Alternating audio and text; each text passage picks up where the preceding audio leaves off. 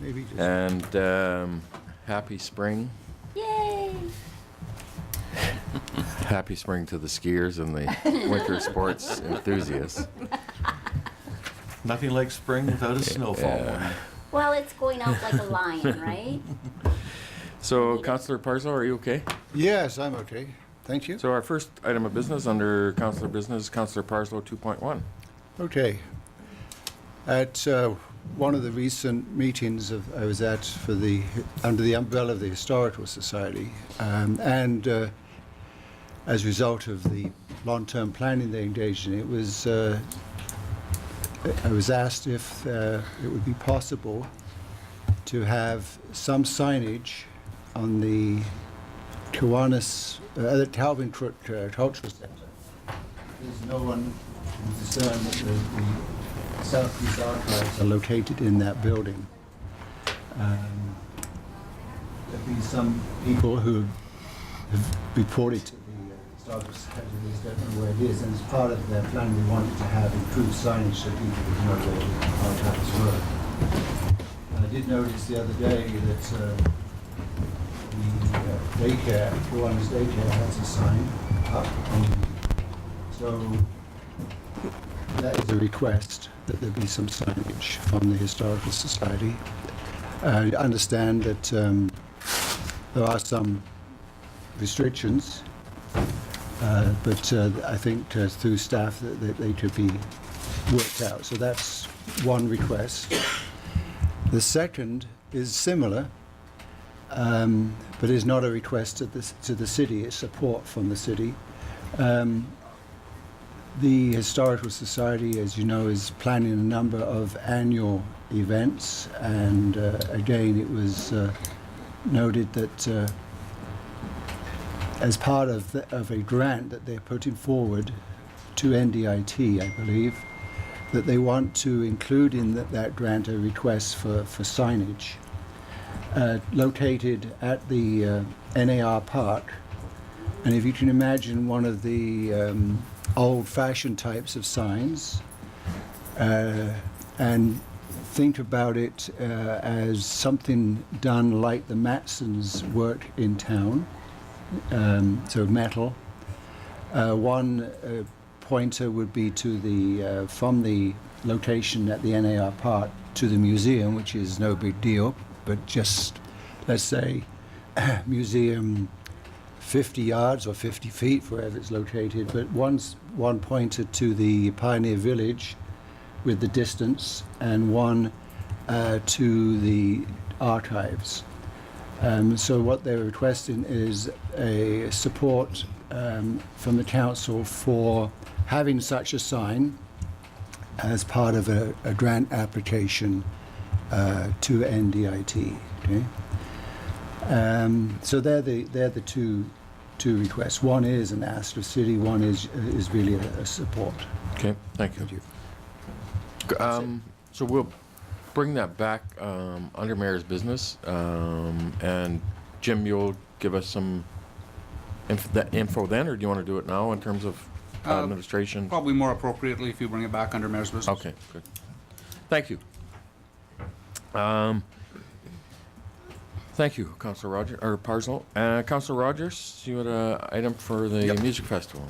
Music festival. Well, at our last meeting, Jeremy had sent a letter in asking for power and to put the festival on, and I believe we put that off until, because he was having an organizing meeting and stuff like that, so I wanted to have a look at that. I didn't attend his meeting. It was last week, but it was at the GDI. He said he had like 20 people show up to it, so that was pretty good. That was just a volunteer meeting and just to discuss going forward. There was, I'm skipping a bunch of stuff because I did write a lot of stuff down, so that if anybody has any questions, I can probably answer them. So safety and security were the top of their agenda, and it was a concern of mine and the mayor's, and I think of council. All volunteers will have to have a criminal records check in order to participate, which I think is very good. That's being done through a sponsorship with Barton. insurance, and they'll have their $2 million liability. And the confirmation for that will be 30 days before the event. It was pretty much the exact same setup as they had last year. Security services will be provided by Mountain View. They'll do the first aid as well, and they'll the night that they set up the event, so Mountain View will be on site because of the night before. So make sure that nothing gets wrecked or anything. Vendors will have their own insurance, so he's talking about having more vendors like the food vendors that they had last year. So they have their own insurance, their own health and safety clearances. The hours of the event last year were 11 a.m. to 8 p.m. Plans on doing the same thing this year, but there will be something that I'll be talking about here in a minute because Jeremy's kind of pretty intense about making this thing expand. There was talk about the organizers forming a non-profit society. That won't happen this year, I was informed, but there was a discussion around it. This year, he wants to, he's been in discussion with the 4-H about possibly adding pony rides and a petting zoo, and I believe the 4-H has their own insurance, and I think there's probably a bylaw about horses not being allowed in town, but I don't know what happens during the fall fair when those horses are in town. So that would be something that we'd probably have to ask staff about. There was also discussion about possibly having a family-friendly outdoor movie after the event. So that would mean that the hours probably might have to change, but it's being discussed. So I don't know, after the band's done, they show a movie in the park. I thought that was kind of a cool idea. Last year I was aware of 2 complaints from the neighbors. One person that worked night shift, and he started working at 1 o'clock in the morning, so he complained to me that he couldn't get to sleep. And then another person had complained about somebody parked too close to his driveway, so he couldn't get his boat in after he came back from the lake. Those were the only 2. I heard nothing but positive feedback from that whole event. More plans this year would be the bouncy castles, same as last year, face painting, craft area for the kid, the food vendors, food donations to the Nowakan Friendship Center. That was done last year. That seemed to be fairly positive. And of course, our feature of local musicians and a few imports. I was informed, Your Worship, that the dunk tank has been sold. He says he's looking for another one. A better one. Yeah, but building this year one. it's a little bit different. This year he said he's hoping to raise at least $20,000 this year to possibly pay the performers. And then again, he's talking about establishing a fund to assist kids from lower income families to participate in community art, dance, and music programs and stuff like that. And my only concern with that is I'd like to see that you did that. If I'd like to, have a report from him next year after the event, if we approve the event. And let us know what kind of things you did for the community with the money that you raised. Last year, the city committed the use of the Kin Park, the road closures, and ensured that the grass and the grounds were kept before the event, which they do anyways, for the grass and stuff. The water station came down after the Mile Zero cruisers wound up last year, so he was kind of hoping that that would happen again. The event, it's a positive experience for the community, and a lot of people attend that and enjoy that event. So I guess if the mayor could bring it up in mayor's business later on, we could have a motion to allow Dawson Creek Music Festival to have the event at Kin Park with the hours between I believe it's 10 a.m.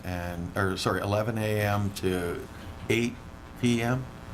And I don't know if, I would like to just move forward with just saying you can put on the event, but he's got all these little add-ons that he wants, like maybe the pony rides and maybe the movie and stuff like that. I'd like to probably discuss that at next council meeting, if that's okay with everybody. Thank you. Good. That's it for the music festival. Now, I do have one more thing. NDIT. We received a verbal confirmation, and I believe there was a letter that was sent out already, but we haven't seen it, but I couldn't wait, so I asked for it via email. The Mile Zero Alaska Highway 75th anniversary upgrades for the $250,000. We've been approved for that fund, yay. So I guess that Good. would mean that we can move forward with the paving and stuff like that. Now, having said that, that's a positive thing because 100,000 of that was going to the splash park. I know that in our budget, we had the upgrades to Sedaten Hall because they needed being painted, and that was last year. We deferred that from last year, and it didn't even make the budget this year. We can get a $30,000 grant for upgrades to community halls and stuff. It would cost the city, I believe, about $12,000 to get the $30,000 grant. And so that means we would have $42,000 to spend on that building. As it didn't make our budget cut, and we're only allowed to apply for one at a time, I was kind of hoping that we could get the parking lot paved as soon as possible, so that there'll be room that maybe we can get an application in with approval of council, because we're gonna have to find that money from somewhere. And I think I know where I found 10 grand. Yeah. But if we could ask staff to complete the project in a timely manner, so that if we can get it done in May and June, it's better for our season, because then the campers that are in there, all that construction work's not going on with paving the parking lot. So if we could kind of move that up. Okay, we'll ask, we'll do that through our capital budget discussions on the one side, and then, Yep. And one other thing that I had was an NDIT boot camp and grant writing workshop. We've been working to get them to come to Dawson Creek to put that on. We've secured space. Kathleen at the chamber has. It's at the George Dawson Inn banquet room between 5 and 7, and I feel like crap because I never wrote the date down. Just, if you can bear with me, we can move on, and I'll just. we'll get it in the minutes. Yeah. Okay, I don't have the date. Good. Sorry. And we'll get administration, once we get that confirmation, through to Jim for the paving project, and have the conversation then in terms of timeframes and when can be done. Jim? Through your worship, you haven't even issued your request for a contractor yet. Yeah. Then it's going to come in, you're going to choose a contractor. The contractor's going to work to their own schedule, and usually we actually ask them to, on something like Sedaten Hall, we'd be asking them not to disrupt the tourist season, so we'd be looking to do that work very late, rather than to disrupt the tourist season. And just again, the purpose of the city of Dawson Creek is not to accumulate grants. The purpose of the city of Dawson Creek is to do the work that we need to do. You just can't be bending yourself out of shape, taking on projects at a time you don't want to, or a project you don't want to, just because grants are available for it. That's not, the tail wags the dog then. Councillor Rogers? We've deferred the Sedaten Hall last year. We did it again this year, and it's because of the siding to the building. It started off with it needed painting. That paint actually has lead in it, and I just look at that building. That's an asset to the city, and from some of the talks that I've had with staff, we would have enough money to re-side the building at a minimum. And if it's gonna cost us $12,000, which would have been what the painting for the building cost would have been, we're gonna get an extra $30,000. I'm looking at it not from the point of just because we can get a grant for this, we have to do that work. It's because at the end of the day, we have to do that work. Otherwise, that building is just gonna decay more from the outside, and then it'll start migrating in. We'll get it, we'll bring it back into our budget discussions and capital when we conclude that. And once we confirm on the paving, then we'll be able to project, as Jim said, then we'll be able to confirm how and when that project can be done. Yeah. Jim? So, Your Worship, that's an annual grant, the 30,000. You guys have preliminarily okayed a capital budget. You went to the public. Our understanding was that was pretty much your capital budget. If you're going to make significant changes in that, you can do that at a capital meeting. There's good reasons why we deferred that project. There's good reasons why you accepted our recommendation to defer that project. The fact that there's a $30,000 grant available is not a good enough reason to reverse the decisions you've made already. Okay, thank you. Further, Councillor Rogers, anything further? No. Thank you. Thank you. Further councillor business, Councillor Wilbur. Thank you. Good morning, everyone. Just a quick update. We had our NCLGA board meeting this past Friday, Saturday, so discussed our AGM coming up, and we're well into the game and prepared, and we are now sending out the invitation to all mayors that could be in the area for the Mayor's Caucus meeting just ahead of us. So we've put that invitation out.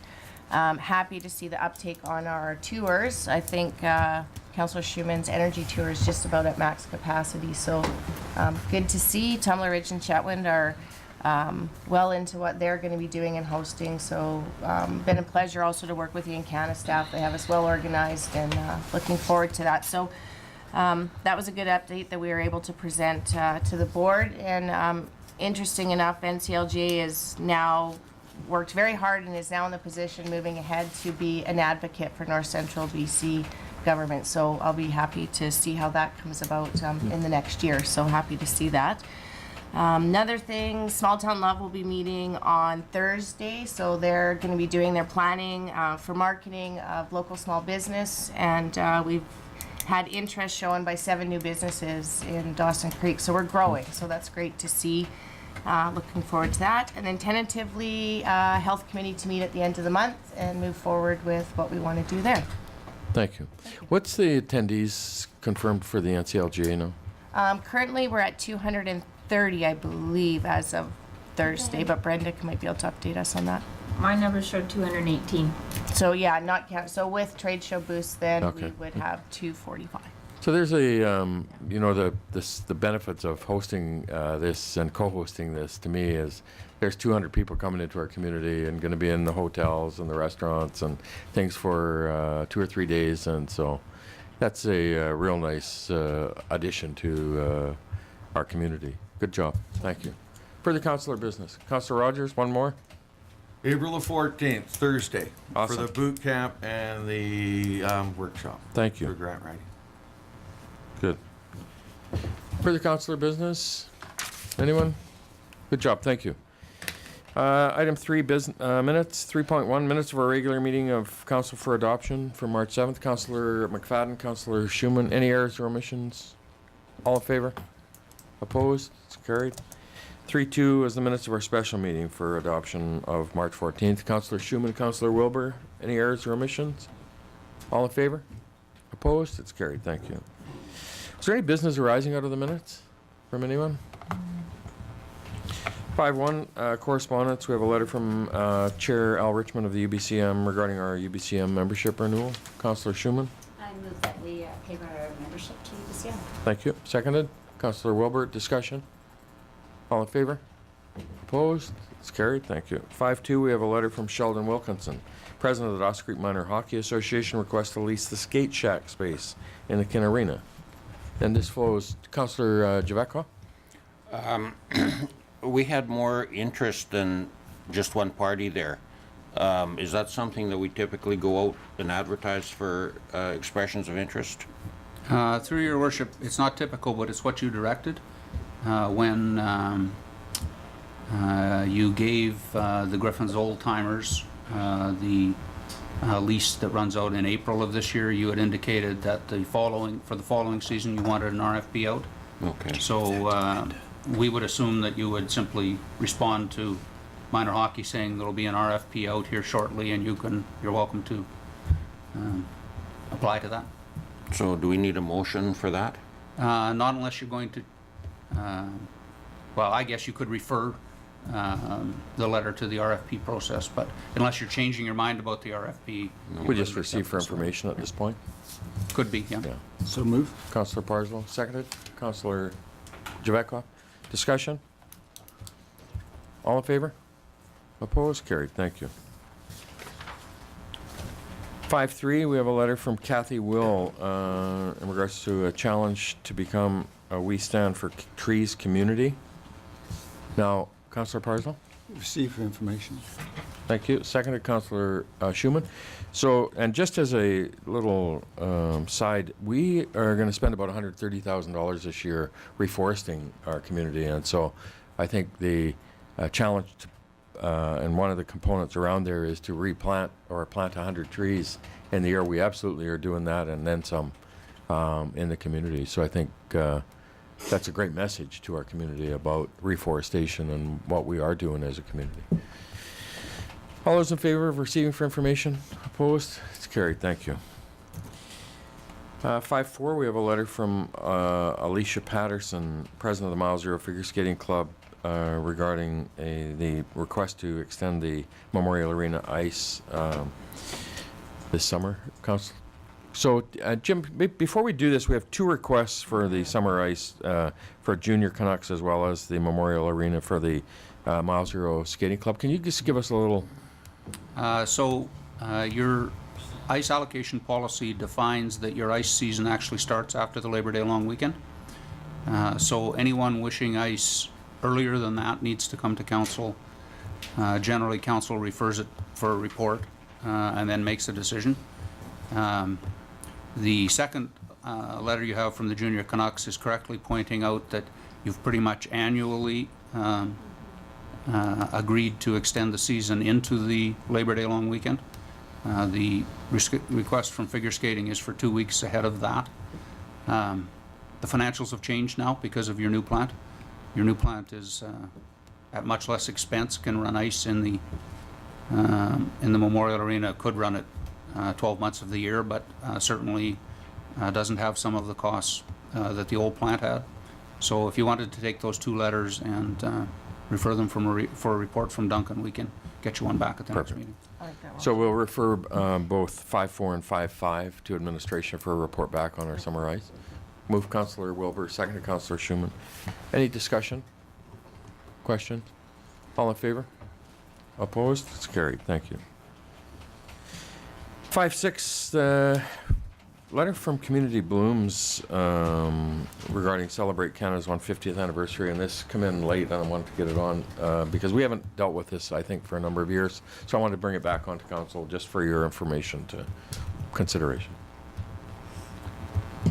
Councillor Javetko? Receive for information. Thank you. Seconded. Councillor Schumann. Discussion? Councillor Schumann?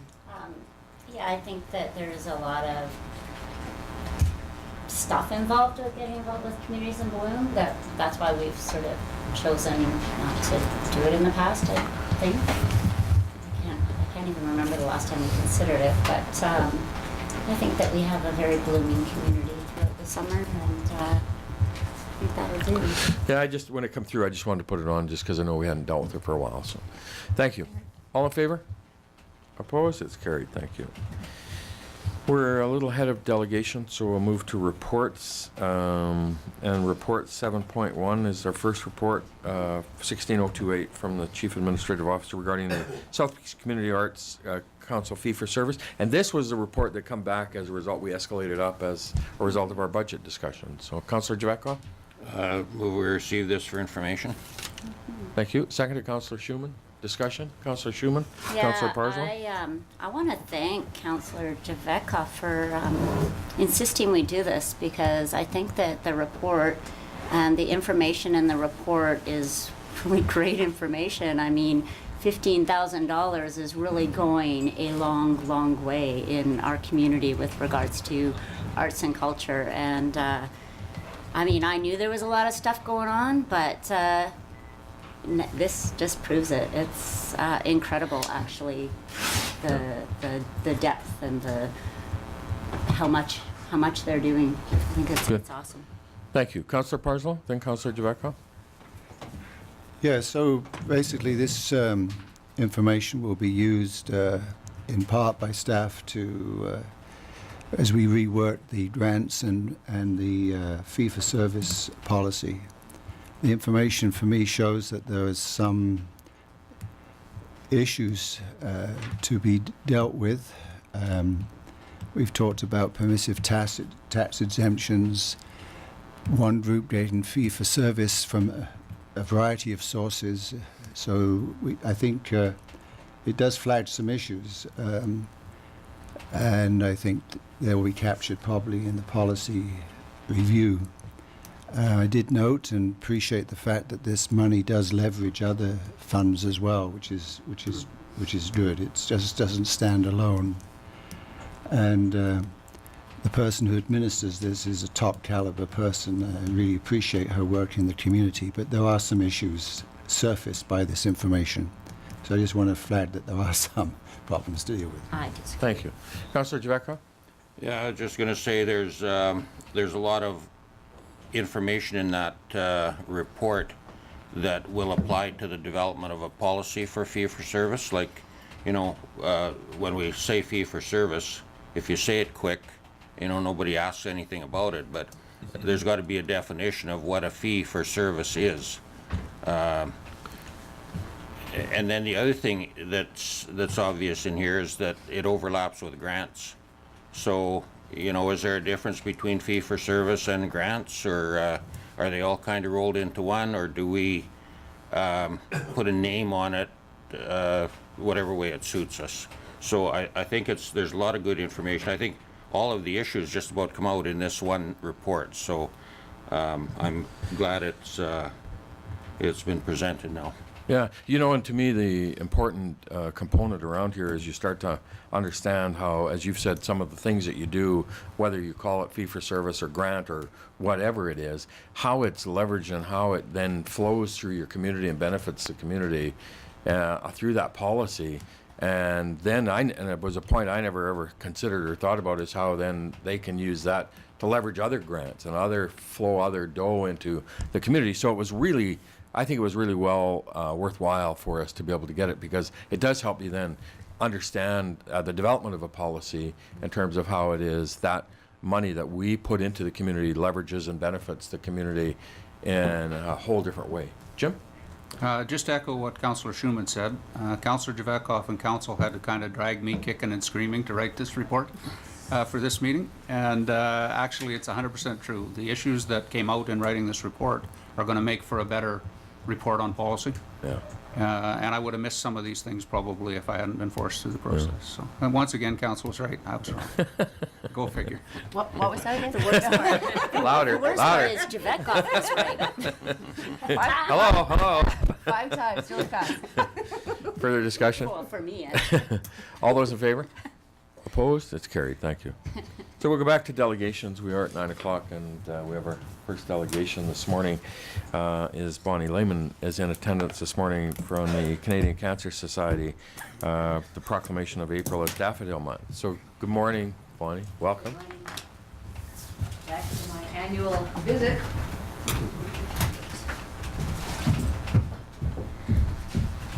So if you'd like to come up front, I'll read the proclamation for you, and welcome. It carries special significance to me today Yes. as a cancer, I'm going to say a cancer survivor today. You betcha. It's the only way to go. And so it is a huge honor to be able to do this today.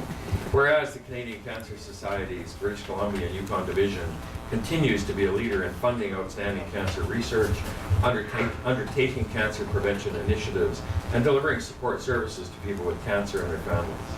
And whereas the Canadian Cancer Society's British Columbia and Yukon Division consistently demonstrates a collaborative approach to cancer control and represents the interests of all citizens of Dawson Creek affected by cancer.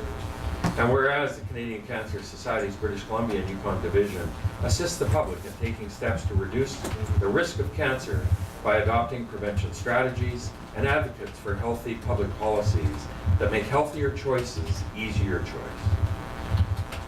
Now, therefore, let it be known that the month of April 2016 shall be proclaimed Canadian Cancer Society's Daffodil Month in Dawson Creek.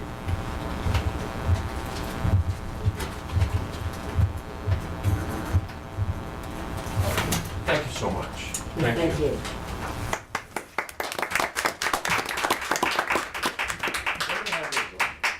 Or are they for? They're to negate the effects of the Scottish coronavirus. I'm very pleased to see that you people have daffodils here. For those who were not aware of it, we had our daffodils on sale this weekend at the co-op. For those gentlemen who miss taking flowers to wives, mothers, or daughters, they will still be available at the public library. Jenny is kind enough to have them for sale for the rest of the week. And ladies, if you've got a friend who needs cheering up, you could get some flowers there too. Our pin campaign, it's on my jacket, but it looks like this one here, will start at the beginning of April. That's why we have the Daffodil Month. And that will be available at 32 outlets in this town. Our businesses are very generous at taking in our pin boxes. Thank you very much Thank for your you so time. much. We And appreciate the support. I just was thinking about that cancer research, and to me, the benefits we have in British Columbia and Canada of having outstanding medical research and treatment and care, I think gives us such a terrific outcome for so many cancers. And so I'm personally appreciative of the work that the Canadian Cancer Society has done to help ensure that we all get to live to be grumpy old men. Way to go. Thank you. We've had some exciting news recently about a breakthrough in cancer research that involves individual tailoring the treatment according to the type of cancer and the individual. Thank you so much for the work you do. Okay.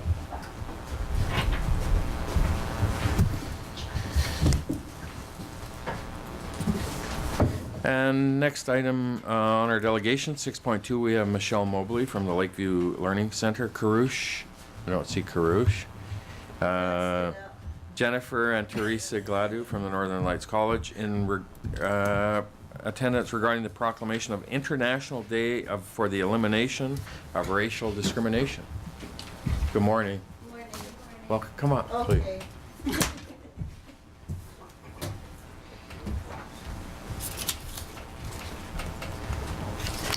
Welcome. Welcome. Nice to see you. Yes, we do. Let's do that. Good morning. This is Jen. Oh, thank Everybody you. gets a hug. Appreciate it. Appreciate it. Nice to see you.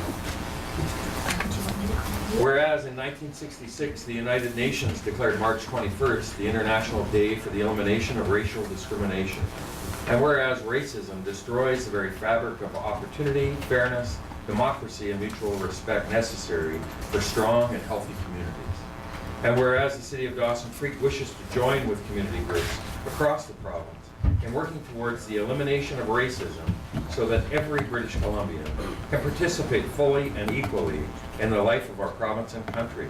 Now, therefore, I do hereby proclaim March 21st, 2016 as the International Day for the Elimination of Racial Discrimination in Dawson Creek.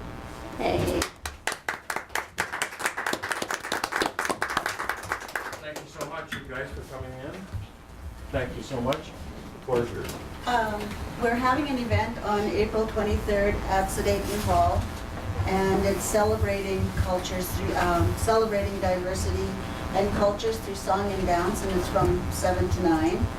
Also, racism is still alive in Dawson Creek. I was trying to find an office for Native organization, and I had doors shut in my face. I had a conversation with Councillor Rogers, and so hopefully it's just not today that we eliminate racism. I hope that it's every day, because we're all equal. We all bleed if we get it, right? Exactly. And I'd also like to introduce Jennifer Johnson. She is the Dean of International Education at Northern Lights College, so she works with all of our international students. Jen? It is my pleasure to come. I'm new to the community and new to the college, and it's really nice to be working under Teresa's wing, especially on things related to racial harmony. The thing that's really important to me is collaboration on these things. It can't be done by a couple of people. It is a community effort, right? So I'm in. Let's do it. Well, welcome to Dawson Creek. It's nice to have you here. Thank you so much. Thank you. Thank you. Bye, guys.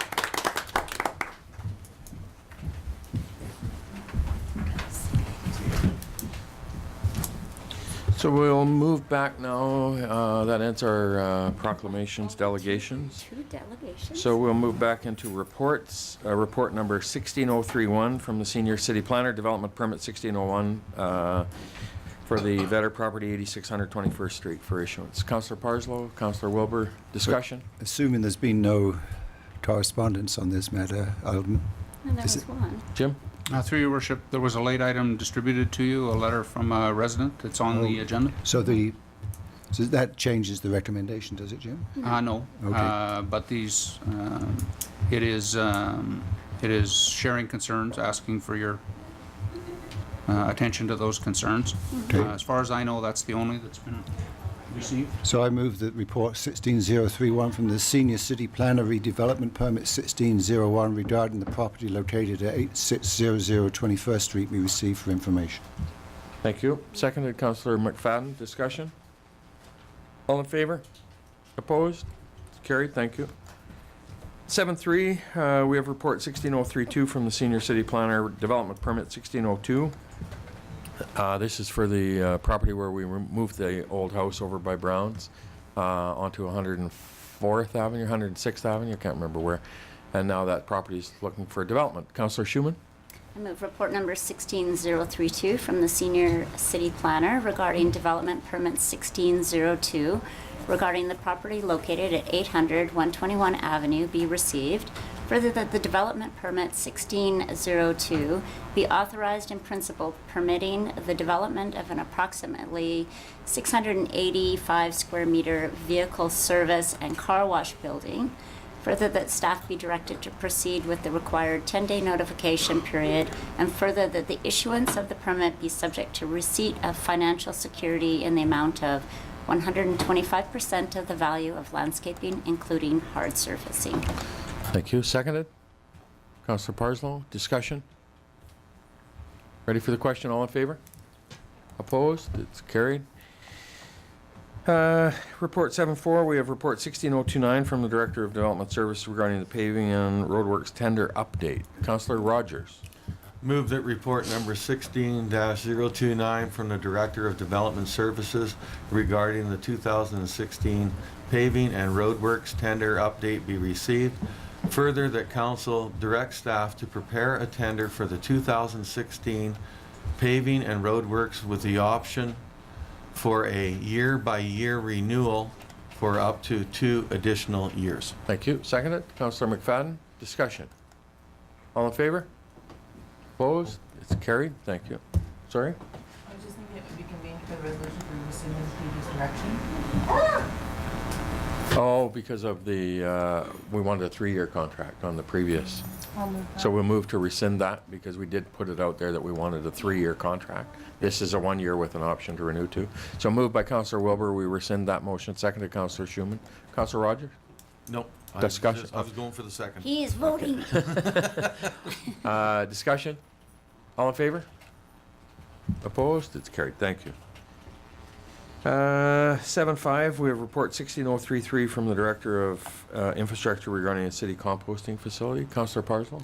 Move that report 16033 from the Director of Infrastructure City Compost Facility be received. Further, the Council approve the continued operation of the city's existing compost facility and the required upgrades, along with registration that will bring the facility up to compliance under the organic matter recycling regulation. Thank you. Seconded, Councillor Schumann. Discussion? This is a popular bit of infrastructure and service that we provide, and I know for any of us who regularly, and I am in the summertime, regularly use that for lawn clippings and yard waste and stuff. It's a really busy location, so I certainly agree with the recommendation that we do that. Councillor Javeco? Yeah, I agree. I go there once in a while too. We mow our lawn once a year, I think. I'm going to come down and fertilize that baby for you. I was just wondering, like I keep hearing complaints about wood and fridges and stuff being dumped there.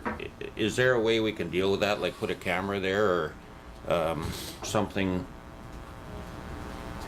Jim? Yeah, through your worship, not to reveal too many of our secrets, but there's already a camera there. Okay. And we have had success following up on folk. When it's a fridge, it's black and white, and we've recovered the costs of that. I should say also that the citizens are very vigilant. We get a call almost immediately when something like that happens. It's a little harder on the educational piece when people are putting, say, tree limbs that they've clipped out of their garden there, especially because we don't have a particularly attractive alternative for them right now. But we're working through that. We had hoped that the regional district would move this year on composting. They opted not to, but it's on the table again for next year. Clearly, there'd be a better service if it was regional. So we're plugging along.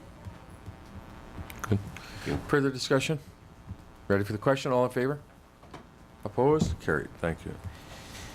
7.6, we have report 16034 from the Director of Infrastructure regarding 2016 sanitary sewer upgrades on 17th and Highway 97. Councillor Parslow? Move that report 16034 from the Director of Infrastructure re-tender 2016 sanitary sewer upgrades 17th Street to Highway 97 be received. Further, that Council award tender 2016 sanitary sewer upgrades 17th Street to Highway 97 to C. Chandler Contracting for $984,577.89 plus applicable taxes. Thank you. Seconded, Councillor McFadden. Discussion? Jim? So through your worship, you've been hoping for more attractive pricing this year because of the general economic circumstances, and you have certainly seen that. And so this is sort of the third tender award you have made. The first was relatively small for hanging baskets, but you had responses from as far away as Winfield in the Okanagan. Then you had the arena door tender, and you had responses from as far away as the Lower Mainland. Now you have this tender, and again you have responses from as far away as the Lower Mainland. Yet a local contractor's won all three. Not because you have a local hiring preference, you're not allowed to under the legislation, just because they've sharpened their pencils and they've beat the competitors. So that's a very encouraging trend. Councillor Schumann?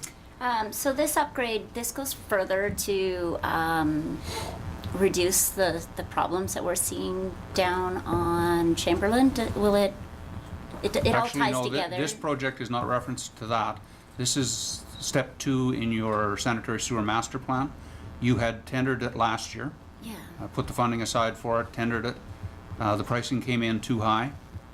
So you adjusted the methodology so as to put out another tender and try to catch a wave of lower pricing, which you have done. So this is actually in the north west quadrant of the community. I was just wondering if this project takes any pressure off of that area, if there's any... Well, the general project, the northern sewer trunk line, took significant pressure off of that. There hasn't, to the best of our knowledge, there has not been another basement flooding in the Chamberlain area since then. We have heard from people that they've sort of heard the gurgling, but we have got no reports at all of further incursion into basements in the Chamberlain area.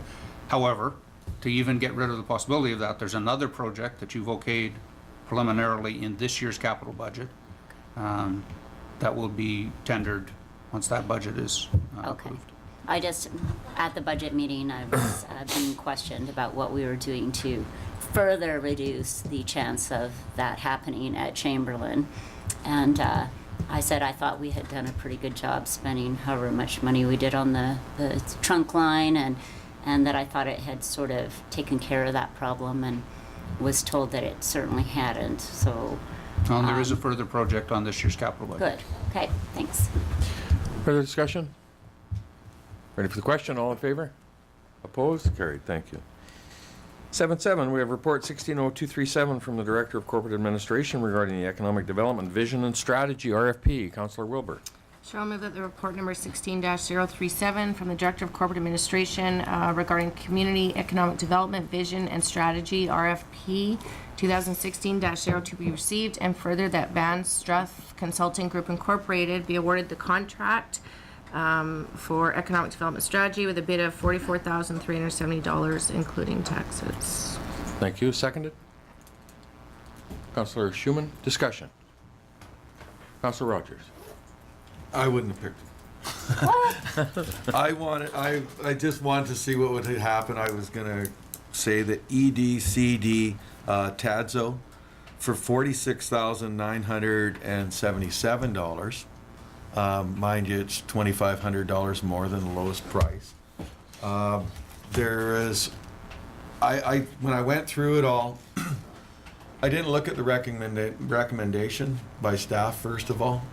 What I looked at was I looked at the deliverables. And the deliverables from TADSO I found to be more in line with what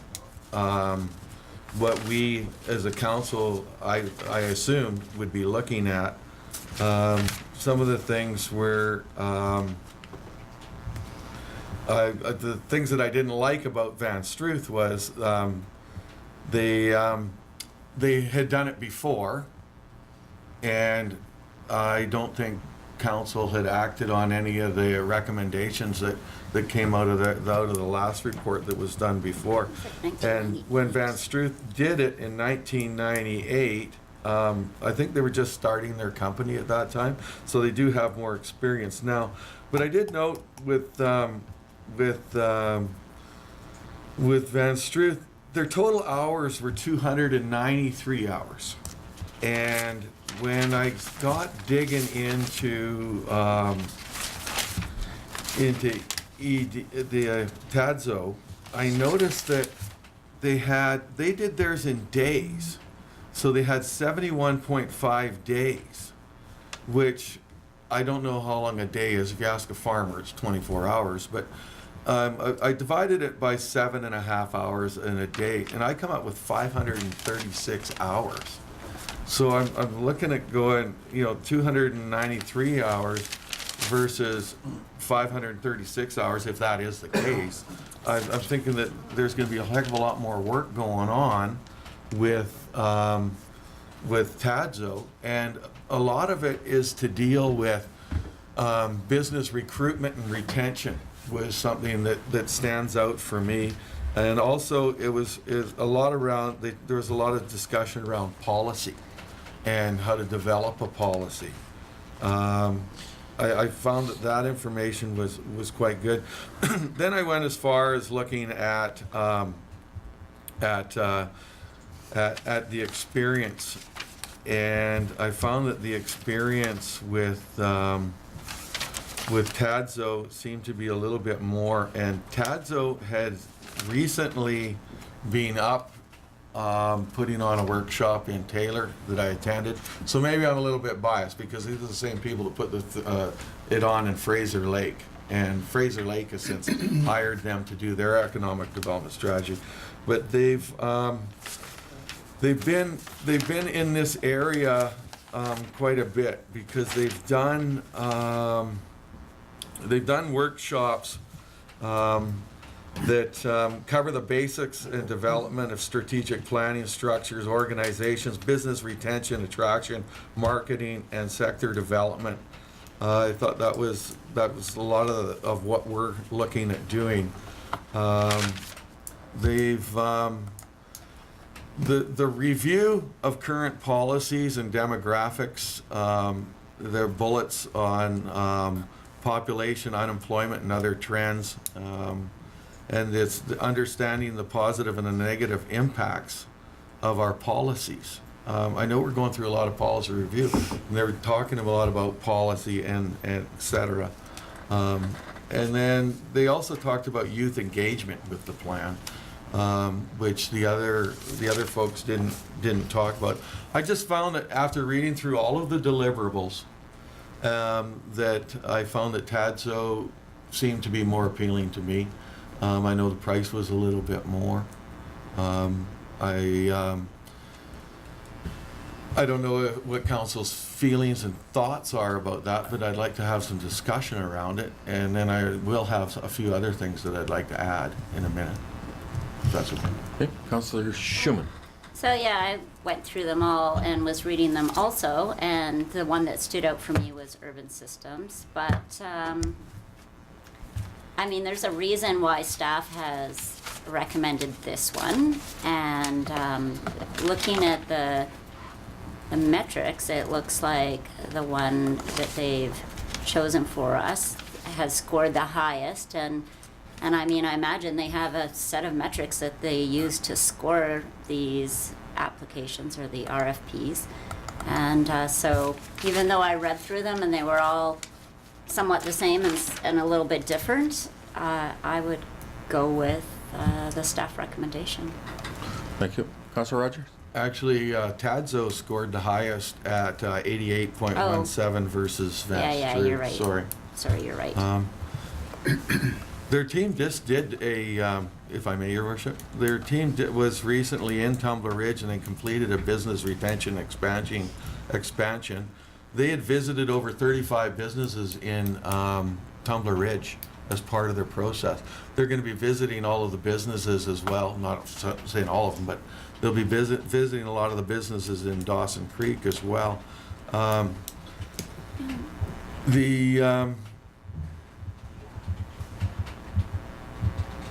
The review, there was a bullet that was in there. The review will include an analysis of existing local policies, fees, and standard structures that affect economic development. We've just finished talking about fees here this morning and policy again. And there was another bullet that said, foster sustainable economic development base while maintaining or enhancing the quality of life for the citizens. We've talked a lot about the quality of life for our citizens and how we've done that through this latest budget. We're maintaining all of our services. To me, it's important that, if we got to spend a little bit more money and we're getting these people that are going to be putting in more time into it, then it might be important that we look at that. Also, I do have concerns with the overall point of going through this economic development process.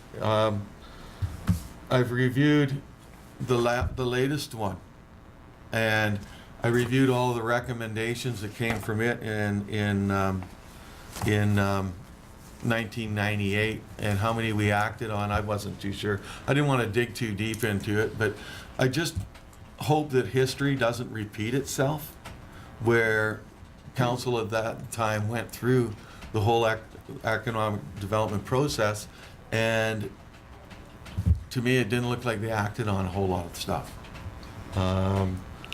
There's 4 different models, like in all of them, they're going to come back and they're going to end up saying, we need an economic development officer, we need an economic development commission. There's 4 different models that we could choose from, but it'll be about the funding. Where's the funding going to come from?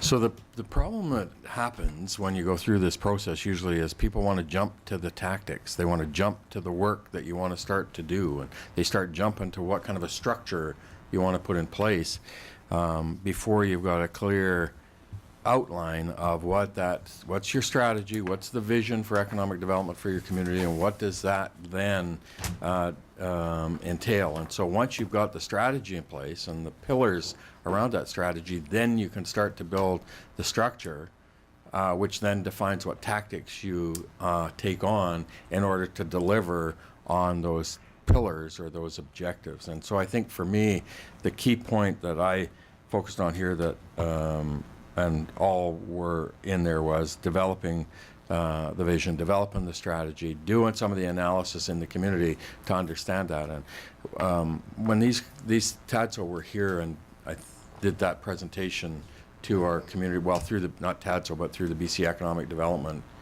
Commission, same folks, and I didn't get a strongest sense about the strategy component. They were more looking at getting us into a structure. And so for me, I want to make sure that having lived this role now for 2 years as the mayor and having the responsibility of economic development for the community, and it's been a real good experience to be able to have that and do that. But it really highlighted for me the necessity of ensuring that we got clarity in terms of what it is we want to do and how do we pull that off. And then you're right, then it comes to funding in terms of are you going to fund are you going to fund that strategy? Are you going to start to fund the structure you need in order to deliver on those outcomes or objectives you have? And so to me, that'll be the piece that we'll get through. And so I'm happy to see that these guys have outlined their deliverables in terms of that development of that strategy and vision and some community analysis and all that. I was okay with it. So Councillor McFadden and Councillor Parslow. I'm just wondering if we could hear from staff.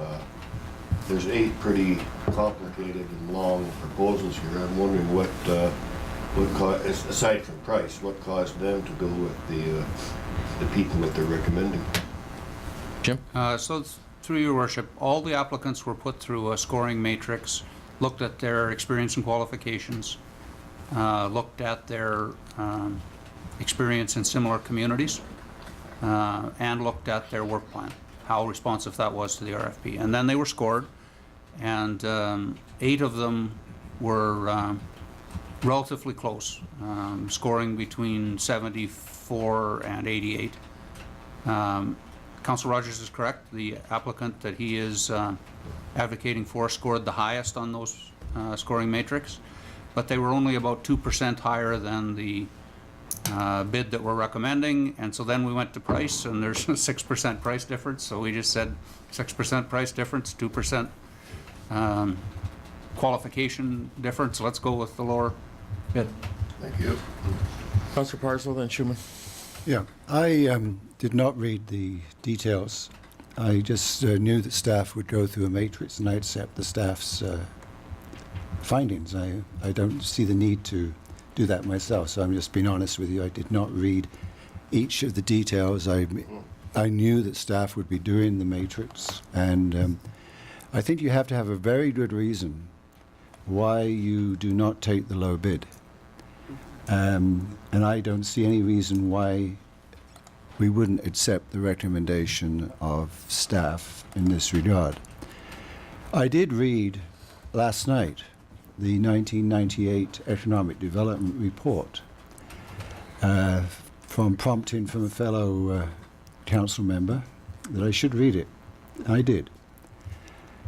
As you know, I'm very skeptical about the value of these things, and I'm only going to support this to be a team player in that we have gone through this before and we've given staff a direction.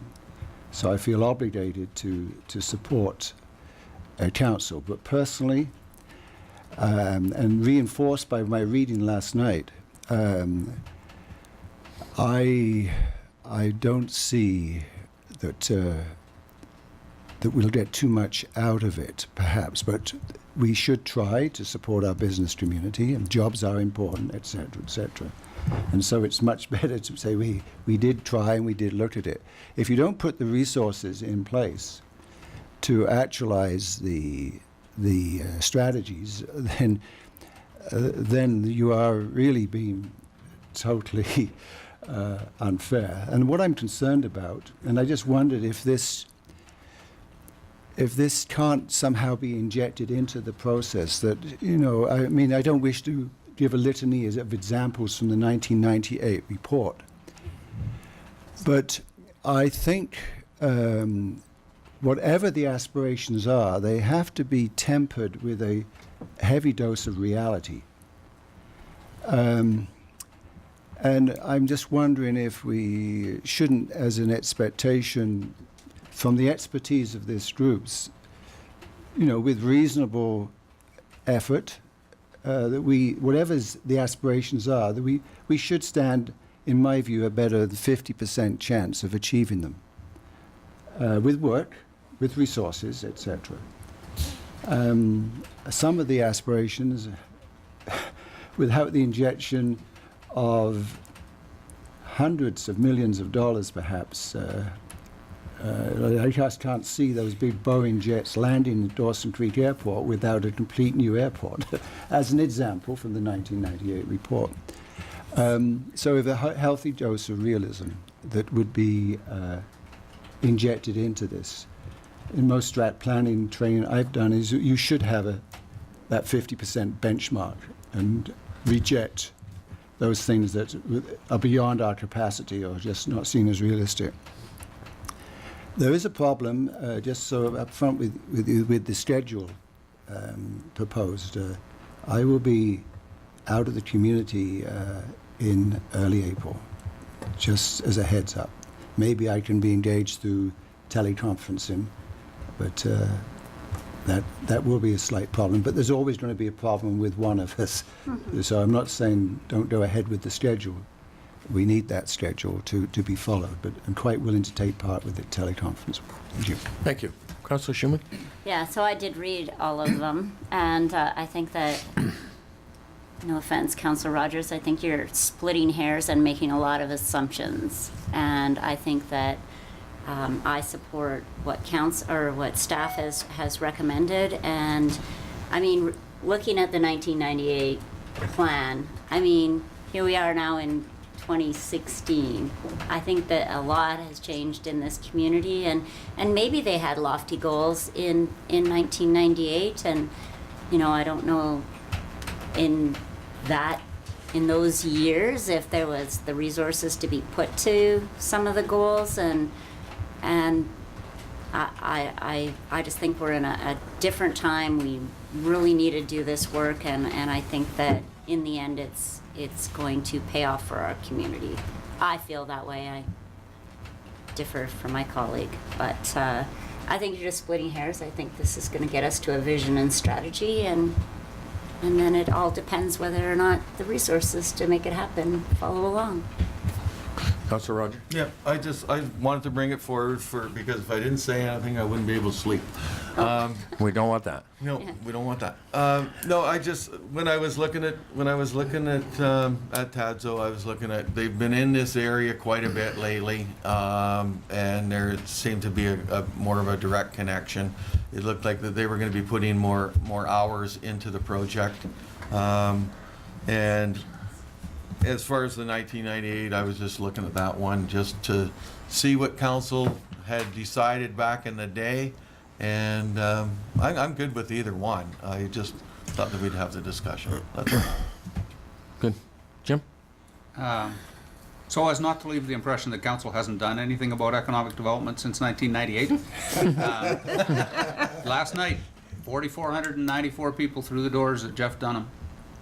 And if you think none of those people, spent any money while they were here in the community, you should talk to the restaurateurs about that. Yeah, exactly. When so just on that point, I was coming home last night, I got in at about 7 o'clock, and so as I got to about halfway between Hythe and Demet, the stream of traffic going back, and I thought, what's going on? And I realized, concert, it was Dunham today, and it was a steady stream of traffic from that whole 25, 30 minutes of people leaving. So go ahead. Yeah, I just want to say, maybe these afternoon concerts are a good idea. Emily's telling me she got to work before the concert, made a bunch of money before the concert, and then she got to work after the concert too, because it was at that time of day. So she was really pleased. She made a pocket full of money.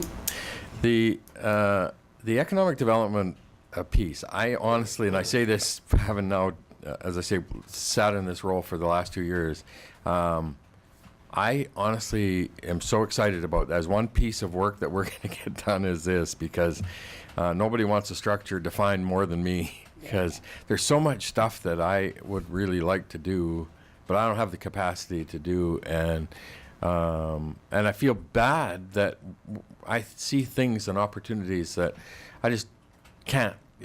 We don't have the capacity to take on additional stuff, and I don't. But I'd really like to be able to do some different things that would be, I think, a huge benefit to us. So to me, the structure and us then getting to the end of this process, getting clarity in that vision, and then starting to outline what it is we want to do and how do we support that. And then it'll come to us in terms of are we going to fund it? Because I think part of probably the struggle over from 98 to today is how do you fund it, right? And what do you fund and all that. So that'll be the commitment that we'll have to make to it. But it's an important bit of work, and I look forward to it. If anybody wants this, it's still here. It'll help us moving forward to see what council back in the day wanted. Like what stood out for me is we've been talking about sports tourism. Sports tourism's in here, and you go through tourism, what they want, and sports tourism's been in there for years and years. So it's just little things like that bug the heck out of me, because we keep talking about it, but we don't do that. But I think part of it is because I don't see clarity in the vision of what it is we want the community to be. What do we want that economic development to deliver for us? And so that's a great example of it, right? To get clarity in what it is you're trying to accomplish. And a foundation. And I'm sorry, Councillor- but if it was talking about sports tourism in the 1998 plan, I think we've had a success. Yeah. Councillor Wilbur? Since I made the motion, I'd like to call a question. Thank you. All those in favor? Opposed? Carried. We'll take a 8-minute recess. Good move, Shane. You should have done that 10 minutes. You guys are. Reports, and now into 8 bylaws. 8.1, we have report 16035 from the Director of Corporate Administration regarding our bylaw enforcement amendment, bylaw 4311. There's something to read.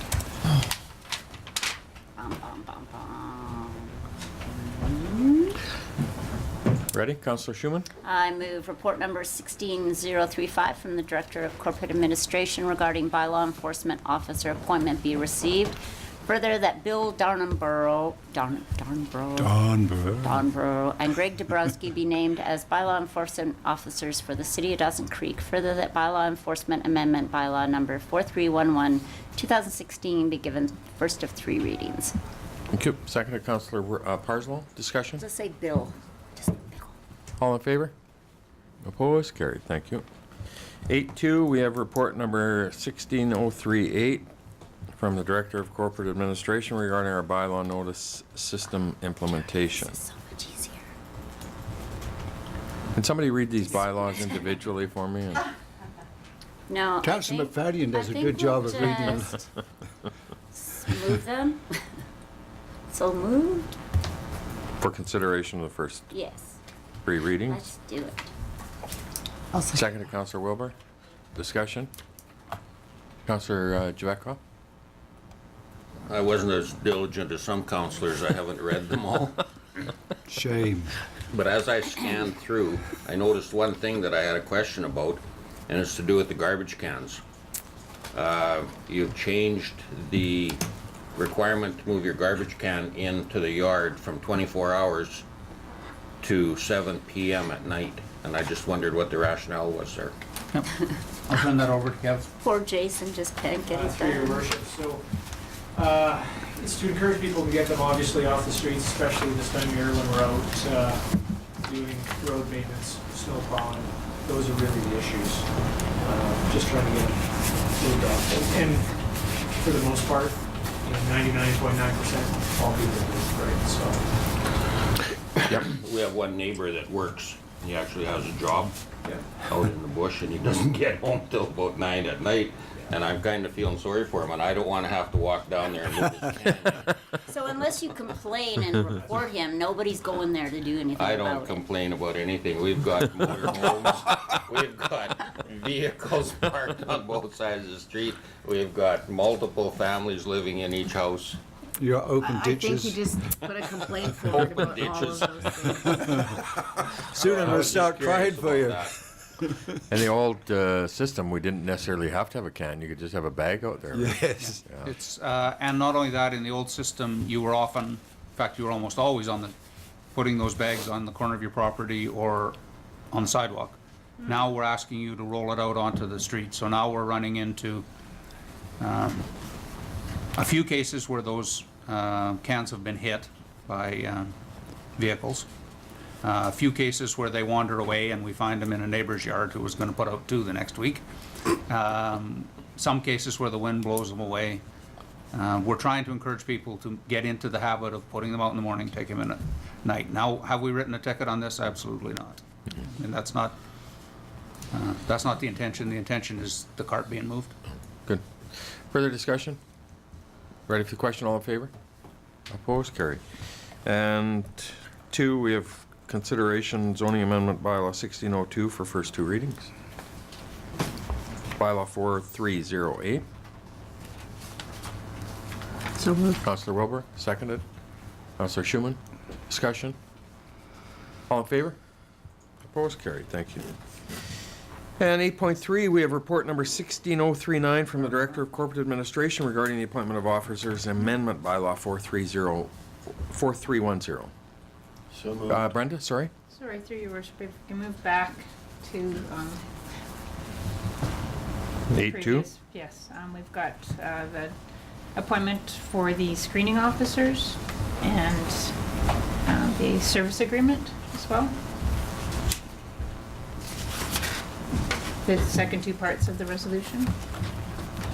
That wasn't read out because nobody wanted to read all of the, Because there I know I was, was moving the whole thing, but sorry, oh, that's fine. If, My You want it read understanding out? was the whole thing as presented. yes. okay, we're good with that. Thank you. Sorry for interrupting. No problem. Thank you for clarifying. 8.3. Unless somebody wants to read it all out.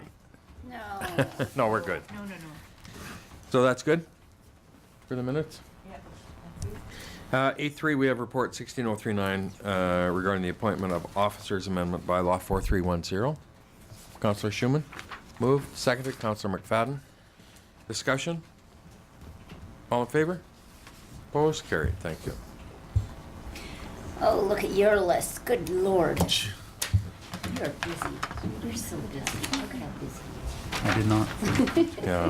What were you thinking? Appointment of officers amendment by law 4310 for consideration of first 3 readings. Have we done that? Yes, you have. Yeah, we just Okay, did good. that. So mayor's business. So I just, we got the Dawson Creek Exhibition Association are having their tarp auction tomorrow evening at Vold Jones and Vold's facility. And so this year they've done the tarp auction. They're doing it a little bit different for the exhibition. It used to be they combined Grand Prairie and Dawson Creek together, and they carry a minimum bid for those tarps. And so this year Grand Prairie and Dawson have split off and they're going individual. And so I just wanted to give a heads up to everybody that the auction's on for tomorrow night.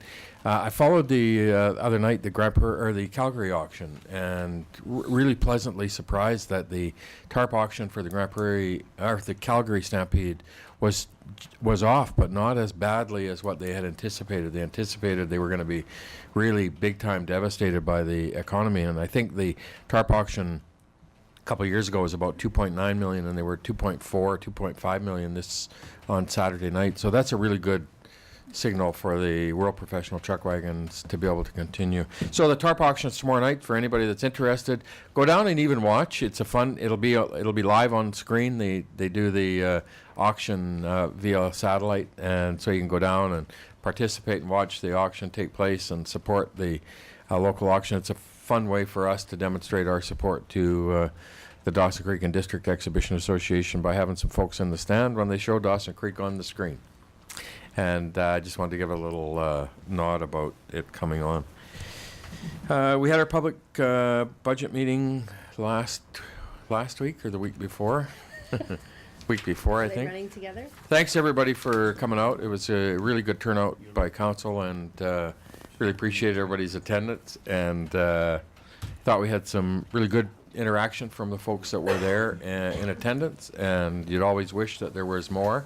But you know what? The folks that were there asked some really good questions, and that's what it should be. And so I appreciate everybody coming out and supporting. It was a written submission. Yeah, you know, it was really good. So, I did the town hall meeting with the public the next night, and just get an update on the natural gas industry and the trip to Calgary, and had really appreciate staff's Kelsey and team's help in getting me a presentation put together. And I don't know, there was about 30 people or 40 people there maybe, and it seemed it was It's well received. pretty well received and interesting. And I think to me, it's a good way for me to be able to continue to engage in terms of what I'm doing on behalf of economic development for the community. And I enjoyed it. It was good. And so thanks for those that come out to support it and watch it. It was really good. You did a really good job. Thank you. Yeah, it was good. We're continuing on with the medical advisory committee work, and so I've been really pushing this health interaction with Northern Health, and I'll talk a little bit about that as well. But I was at the medical advisory committee with the docs last Wednesday morning, I think. And anyway, they are really engaged with us in terms of us supporting this initiative of us getting a town hall or a medical advisory committee off the ground and doing an orientation for new docs that get brought into the community. They see big value in that. And, you know, I met the young doctor that's here in town for Dr. Pilgrim. He's a locum. He's working for a month here while Dr.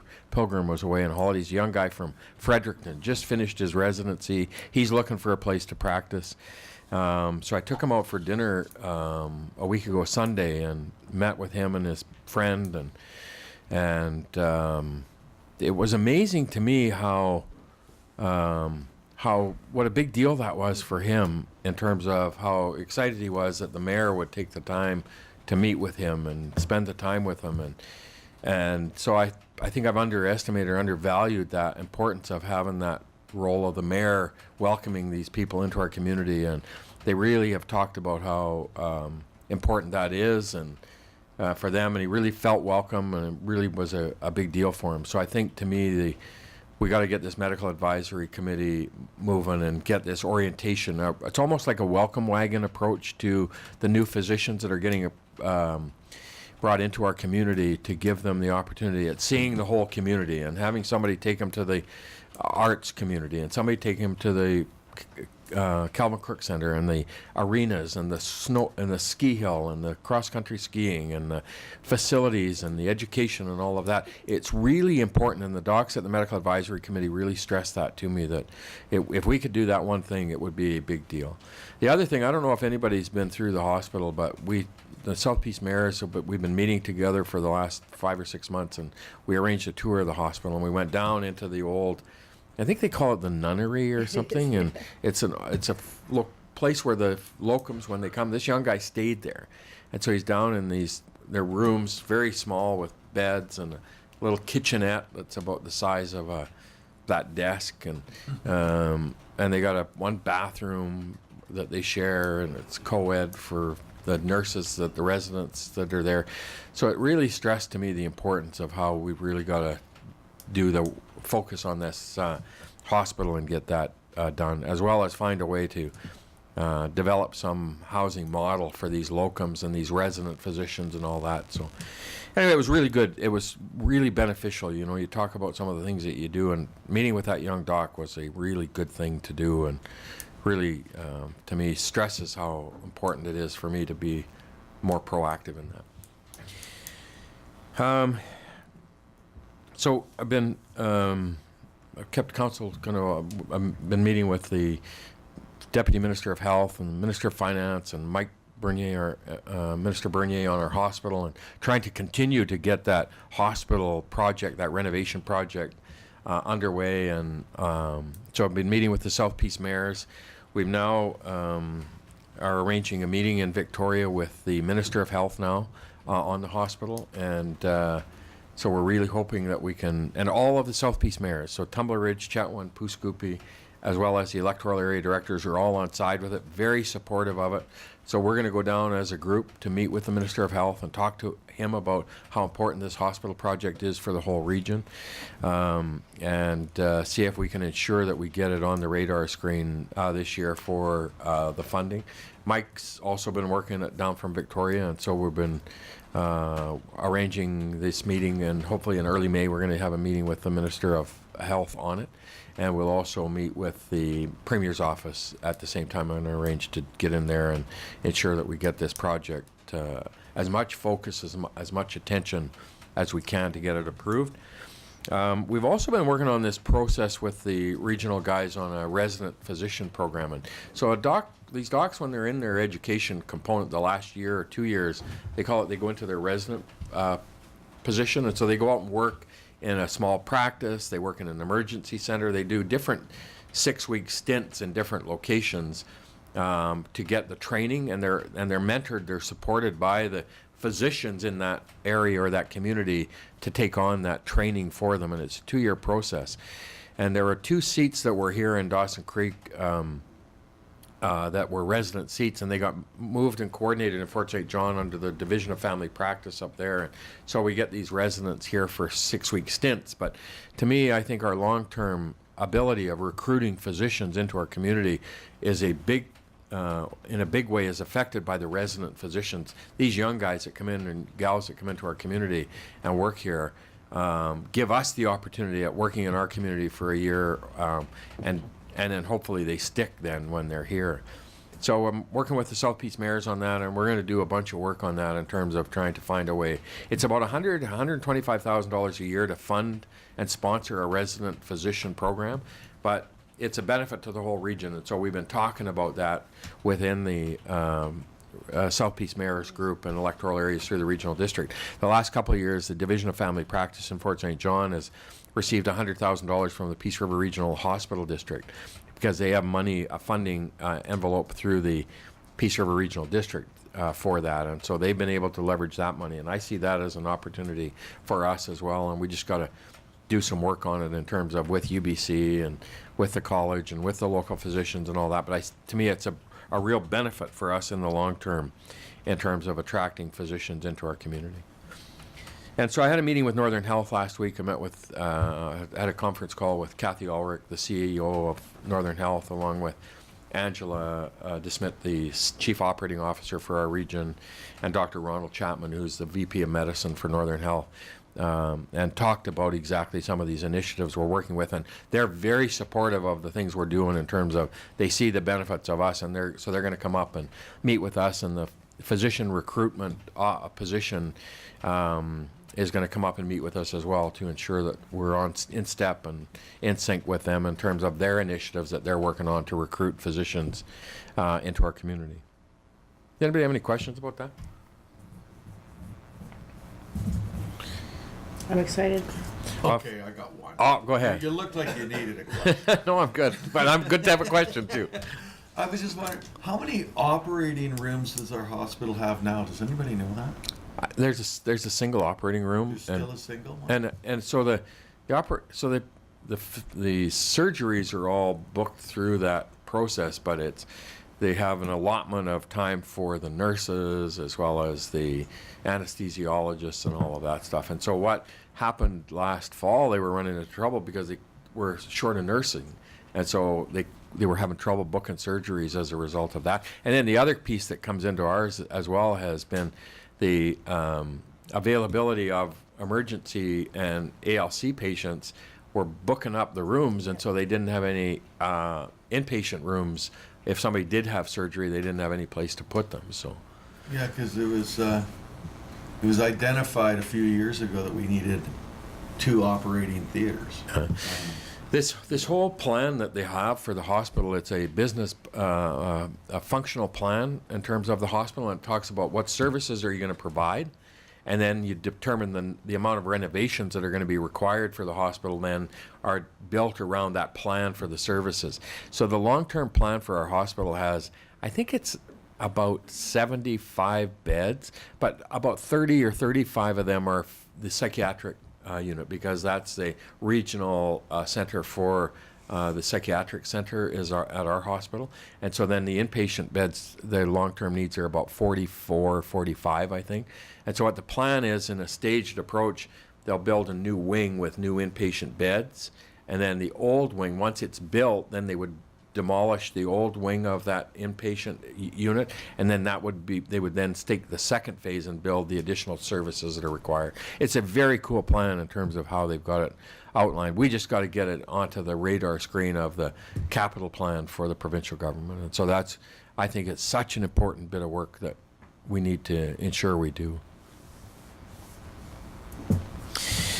We had the TELUS announcement about a week and a half ago, and so TELUS have announced a $10 million capital project for the city of Dawson Creek, where they're going to be dropping fiber optic cable into every home, every business location in the community that wants it. And it's the infrastructure that gives you the ability to have any of those services that they provide should you choose. All they're saying through this build from April through to August is, if you want to have fiber optics brought into your premises, they'll do it at no cost to you. And it doesn't, under no obligation to the resident, the homeowner, or the business to sign up for their services. But in order to build a community, a city, a business in the future of having the connectivity and having this infrastructure available, high-speed connectivity that fiber optics provide, is a really cool announcement for the community. And so we've been sitting on this in the dealings with TELUS for the last 6 or 7 months. The announcement was made last week, I think, and so they're already out and getting going. And so it's to the residents, even if you don't sign up for some of their services, it would really encourage you to have them bring that fiber optics into your home, into your premise, to allow the future availability of those services, and not only for yourself, but if you sold the house to somebody else. So it's a very good announcement. Yeah. I've been, I hooked up with MP Zimmer about 3 weeks ago. I guess he was in town, and we had a discussion, and I haven't talked to Bob for probably about 2 or 3 months, and I have pretty regular interactions with MLA Bernier, and we run into each other on a regular basis, or we're chatting, but since the election, I haven't had a chance to connect with MP Zimmer, and I reached out to him over our college and the trades training facility, and I'll talk about that in a little bit. So what we've done is we're going to set up a regular biweekly conference call, Bob and I, just so we connect in terms of, I'm really interested in this infrastructure funding that the federal government are apparently ready to announce. And so I really tried to link into Bob and make sure that we understand, as soon as that happens, what's available and what's there and what's coming and how it impacts us, and any options and availability of potential funding from that infrastructure funding. We got the 3.3 last year from the federal and provincial governments for our water treatment, or the water reservoir out east, and we can't apply for another one until that project is completed through Build Canada, but we don't know what this new future looks like. And so anyway, I just think it's a real good opportunity for me to stay in touch with Bob, MP Zimmer, in the federal level. And so we're going to have a conference call every second week, and just to connect on different issues and different aspects we're working on, and keep him in the loop on things for our community. And as I say, I talk to Mike MLA Bernier on a fairly regular basis, but I haven't seemed to connect with MP Zimmer, and so I thought it was a real good opportunity. And so we're going to do it on a regular basis. So,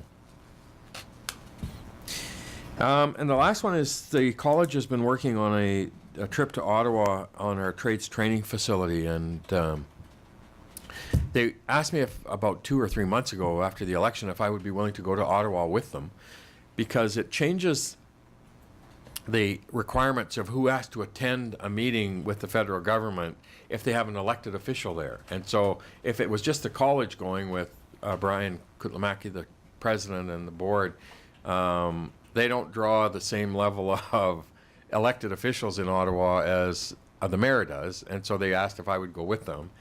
because they want to try and get the federal government on side with this trades training facility and building and project. It's about a $30 or $32 million project, and I said absolutely, if we can help in any way get that project announced and underway and get their support to it, I'd be happy to go. And so they were trying to book the meeting in February, and it never happened, but they're waiting the announcement of the federal budget, and then we'll go shortly after that. And so I just wanted to give you guys a heads up that, and the college had said they would pay my way for airfare and all that to go.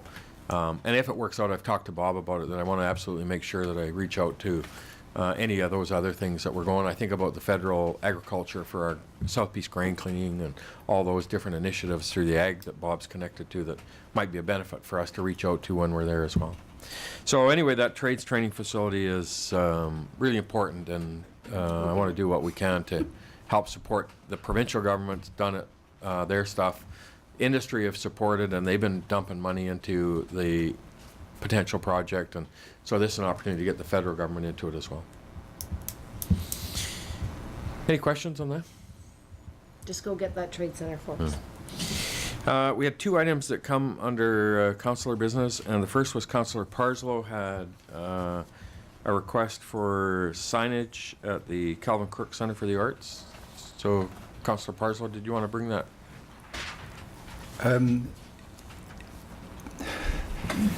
Yes, a request of council, yes. So I'd like to move that staff arrange to have appropriate signage for the South Peace Archives at the Calvin Crook Centre on the external part of the building. Thank you. Second? I'll second. Councillor Wilbur. So, Jim, could you give us a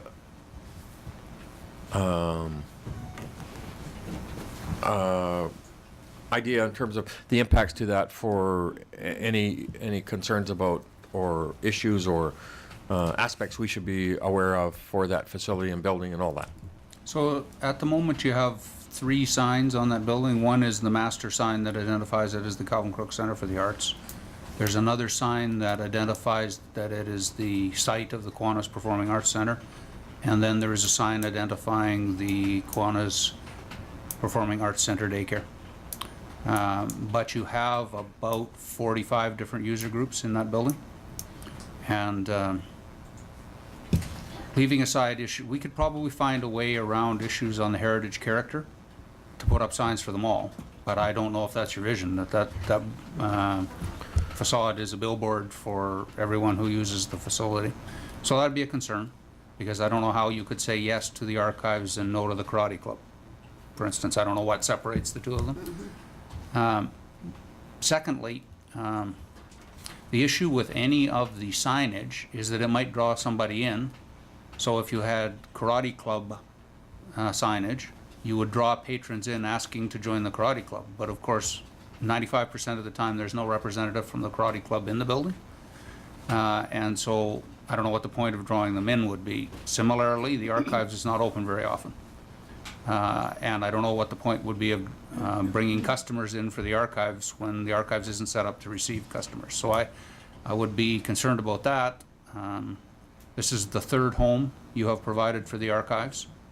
Neither of the previous 2 had any signage, and nobody seemed to identify that as an issue. I'm just not sure why it's an issue now. But I think you have to turn your mind to, if you agree to this request, how are you going to handle the subsequent requests from the other tenants of that building? Okay. Councillor Schumann. Yeah, so even before Jim started talking, I was not in favor of this specifically because I do know there are a lot of organizations in that building, and I honestly, my vision for the exterior of that building is not to have 45 different signs plastered all over it, and the archives. Yeah, I'm not in favor of it. Thank you. Councillor Wilbur.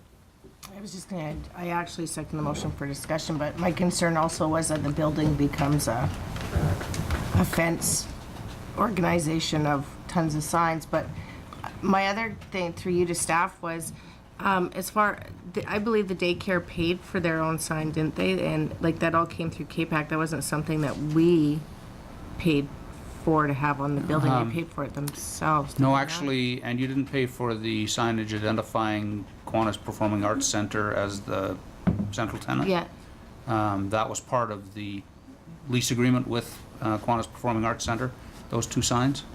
And they were controversial of their own Yeah.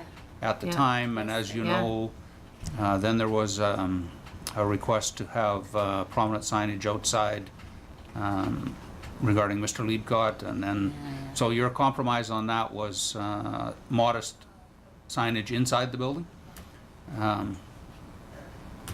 yes. The, Yeah. as I say, you can't view this decision in isolation because it will surely trickle to other decisions. So that, because that's my, I mean, when I look at the daycare, I look at that as a separate entrance, a separate portion of the building, so I see why they would want to identify themselves, but with all the user groups in there, you know, I think they're opening up a can of worms, but I'm wondering what there is for, say, typical of the art gallery or whatever, where they have the hours posted on the door, you know, like it's, so I don't know if that's an option for the archives, but I would really hate to see that building all of a sudden be plastered, even one sign with everything on it, never mind something for everybody. I think it's a center, and anyone utilizing a service within that center would know to go to that center. I mean, I think it's pretty easy to say the archives are in the Kelvin Cook Center of the Arts. So I don't know if maybe an option is putting hours on the door for the archives, but then again, now what about everybody else? So I mean, I second it to have discussion, but I do have concerns of plastering that building. But I do understand the daycare is a separate from that, and it's a separate entrance, so I understand why they needed signage. Councilor Rogers. Yeah, I don't know what the rationale for the sign was, but when I was reading it, I thought the only thing that I can think of is maybe that the archivists are talking about going to irregular hours, because there has been talk about just some general conversation that they're going to try to be open for the public and for people that want to come into it, and that they were thinking that they might start charging a fee and stuff like that. I don't know if that is part of the rationale behind the signage. Councilor Parson? Yeah, so I appreciate many of the comments that have been made.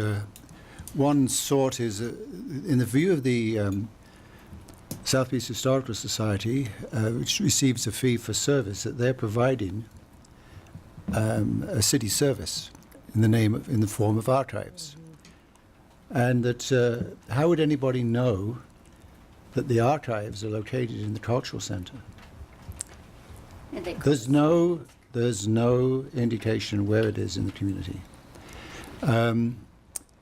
I had in my mind that as a sort, you know, many of the clubs and stuff. There are some commercial enterprises there. This is a community service, and that there should be some posting of that. What Councillor Wilbur just shared was what I had in mind a little bit, just something on the door. So anyway, if we want our community services to be advertised, we have to advertise them somehow, and signage is one of them. One of the aspirations is that the public will be aware of the importance of archives and the services it can provide and be able to access it. So yes, they're certainly working towards regular hours. And thanks to Saddle Hills County, you know, there are now some regular hours, but it's certainly not all day, every day. In fact, I couldn't even tell you what they are right now, but I know there's 2 days a week that the archivist funded through Saddle Hills is there. So that's the issue, and I appreciate the comments that have been made, because I don't want that appearance negatively affected. I know that when I go to communities and I look at where I'm trying to find, let's say, some service, and I'm told, oh, it's over in such and such a building, but it's very handy if there's a directory that I can see before I enter the building. You know what I mean? Recently, I just had to find a service in Grand Prairie, and I was told it was a certain block away from another building, and it just didn't look the right match. But what helped me was the directory that I could see from the outside. So anyway, that's the issue. Thank you. Councillor Jabeka? I can see how we can differentiate the archives from general users in the facility. I mean, the archives is no different than really a business in town. And to identify the fact that it's in there, I don't see a problem with having a sign out there. As far as all the user groups, I mean, there's multiple user groups and they'll probably come and go. And I don't see a need to, you know, have them all posted outside. You know, I think you need them inside to recognize that they're using the facility. But to me, the archives is quite a bit different from the karate club or the dancers or the, you know, whatever other groups use the facility. So I don't see a problem with having a sign out there. Yeah, I think the only thing that's going through mine is the whole issue of the quilters, the gilders, the potters are in there. They got their kiln in there. I don't think they're going anywhere in those dance studios. So to me, I just think the thing I think about is the look and feel of what we're having there. And so that's more the concern I would have in terms of making sure that whatever we do, however we do it, however we ensure, I'd want to get a sense of that in terms of what the signage is going to look like, where it's going to look like before I'd say, because you don't want it overwhelming. And then as Jim said, we can't have 40 of them coming to us, and that. So to me, I'd rather us go back to the Kiwanis as well as administration and give us some concept in terms of saying here's through the user groups. People are wanting signage. What does it look like? Where's it going to do? How's it going to impact the facility? To me, that's what's going through my head. Councillor Parslow? Yep, fair comments. So anyway, I don't know how you want to dispose of this motion. So can we? So I guess I'm thinking that if we go back to if there's a will for, and I'm assuming that there's a will here that not an overwhelming piece on it, but somehow to identify them, the groups that are in there, and so how do we make that happen? Councillor Wilbur? I'm just wondering with what Councillor Parslow had said, if maybe it could be amended for staff to bring us back what directory signage would look like in the lobby when you enter the lobby of the CKCA versus signage outside. I would accept that as a friendly amendment. I would be in favor of a directory on the inside of the building, Yes. not plastering the outside of the building with signage. Yeah, and I guess that's the look and feel to me in terms of what we're asking for the groups to be able to identify themselves in there and find a way to do that. Well, and given the glass doors, Yeah. you would be able to see it from the outside if you came to the building. So I think directing people to Well, you have two foyers, right, where you come exactly. in. So I don't know. It's up to Councillor Parslow. It's his motion, but I'm just wondering about maybe having the information brought back about directory signage in the Okay. in the inside of the building. You got that as a motion, an amendment motion, so clarification, and I accept that as a friendly All right. amendment, if that's okay with you. No That work? trouble on the inside. so it'll be a directory signage, and to work with administration to bring us back something like that. There is a directory already in there, but you can't see it from outside the building. Yeah. Would be maybe a win-win if it was as you said. You could see it from the outside. Yeah. Okay, we'll bring it back. So Thank you.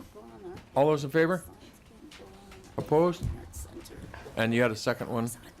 Yes, I did. The South Peace Archives is preparing an application to support some annual events, and again, because of the issue of awareness, they wanted to have a permanent sign at the NAR Park. in harmony maybe with some of the work the Matson's already done in the community, that would indicate where the museum, the Pioneer Village, and the archives are.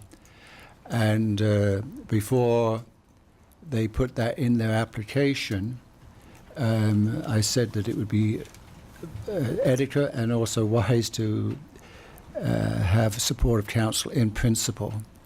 Again, by that I mean, if they do get funding, then council would have to approve what the signage looks like, etc., etc. So that's just a Make it courtesy by a request. motion? Yeah. Thank you. Seconded. Councillor Schumann. Discussion. Councillor Roger? Is this the Peace Region Performing Arts you're talking about? No. Okay. No. No, but it's just that I was just going through all of my notes from the other day and This is because you talked about NDIT and Yeah. for the fabulous festivals and stuff like that. There's yeah. only been a couple. I was just wondering if there was an affiliation there. no. This is the $2,500 grant available for support Yeah. community events. Good. Any further discussion? All in favor? Opposed? It's carried. Thank you. Go ahead. Yep. Can I just, this has just occurred to me, and I just asked information here. You know, quite often, I don't know who produces the maps of the community. You know, they have advertisements on the side, but they do show the location of some things. I was just wondering if whoever does that, if we could have the archives location on that map. I think it's designed for visitors to the community. Done Yeah, Is I'm it not done by sure. the Done chamber through or is it done? tourism. Tourism, maybe? I have no idea. Yeah. We'll Do you know, Jim, who You does can that? usually I pick do up not. those from the tourism. So I imagine they do it. Okay, because- I'll talk to you. Thank you. next item we have is the music festival. Councillor Roger? Yep. Jeremy had a... Yeah, you just, I would like to see council just, I'd move that we grant Jeremy Linkletter and his group that is doing the Dawson Creek Music Festival to use Kin Park. It's the same day as the Mile Zero Cruise. It's pretty much everything the same as last year. He's already applied for the closure of the road closure. So I'd like to see council, I guess we could make that all in one motion. And I would just ask staff, could I ask right now regarding the horses, pony rides in the park, if what that, our policy looks like regarding that before we. Jim? So there's no horses in your parks unless you waive it for an event. So if you're approving the same as last year, you should be approving the location as well, because if the intention is to move across the creek, that engages a whole new set of residents that need to be consulted, and it engages the hospital, and it engages other uses of the park on that side, the ball diamonds, the tennis courts. So for now, I think you ought to restrict it to the same physical location. And if you want to put in a waiver to allow for horses in that same location. Yeah, we were, he never said anything about going across the creek. It Oh, it was just the in first one he same was here. area, just in the same area. I imagine have the horses up near the top by the apartment that's up there. But maybe we should just ask for a report on horses. Whether I don't think we need a report on it. We from can, we can ponies. either say yay or nay. Yes, it's your park. Nay, I mean, yay. Sorry. Literally, we can say yay or nay. Okay, so it's. Hey or nay. It's Kin Park, road closure, and horses. Okay. So, Councillor Wilbur? I'm not seconding that, I just had a question. Okay, so we got a motion. I I need a wanna seconder second first. it. Seconded, Okay. Councillor Schumann. Go ahead. I would just much prefer, because there were so many what ifs about extending hours and having a movie and having horses and having, I would feel much more comfortable if if the gentleman would come back with a set, this is what I'd like to have within these hours, and have that organized, bring that to us, and then rather than say, okay, we're gonna do this now, and now it comes back and we keep adding to it. I'd like to know what the hours are, what's gonna happen within those hours, and then I would be prepared to support it. I think it's a great event. I just would like to see the full package and not, I think I might do this, I think I might do that, maybe we're gonna add this. There's just a few, too many ifs for me. I'm fine with the horses being down there with the rides and the bouncy castle and the movie. I would just like to see a set plan for those hours and the day that, because it's a lot different to close off the road for the music festival and then come back and say, oh, we need to keep it open now, we're having a late movie. I would just like to see it more defined before I could support it. Thanks. Should we just go with the music festival? Well, and leave it at that? Yeah, I think if you, he That you've way got, he can move forward. you've got two or three items that I Yeah. think he's brought forward, but in principle, we're saying the music festival is okay, you can use the facility, here's what we're gonna do. And then you're working with him, if he's got additional things, then you bring him back to council. Yeah, Yeah. don't make Yeah, him come back sure. every time. Yeah. Councillor Javetkov, then Councillor Schumann? A question in my mind just came up here when Mark was talking about raising $20,000 for various purposes there.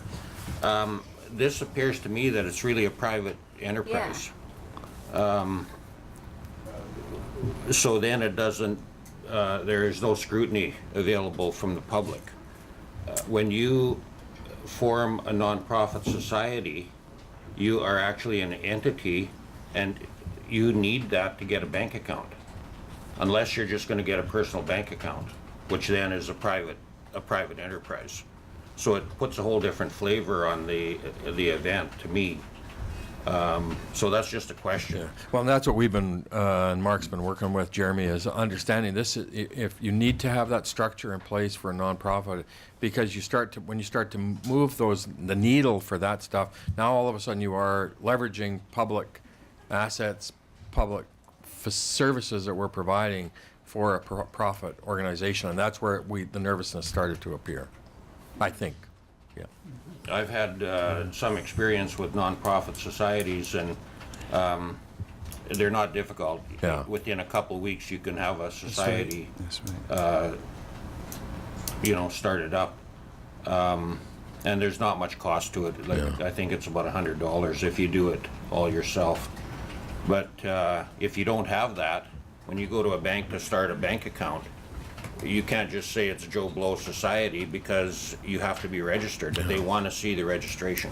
Yeah, that's the issue Mark's been working with Jeremy in terms of getting this started and understanding he's got to have some structure in there to make it, the more it builds, the bigger it gets, the more it needs. Last year was just a kickoff, he got it done, and but now he's starting to find more and more structure, and that's what Mark's been working with him on. So I think that should be one of our requirements. We Yeah. want to see that in place if we're providing, whatever services to that organization. Yeah.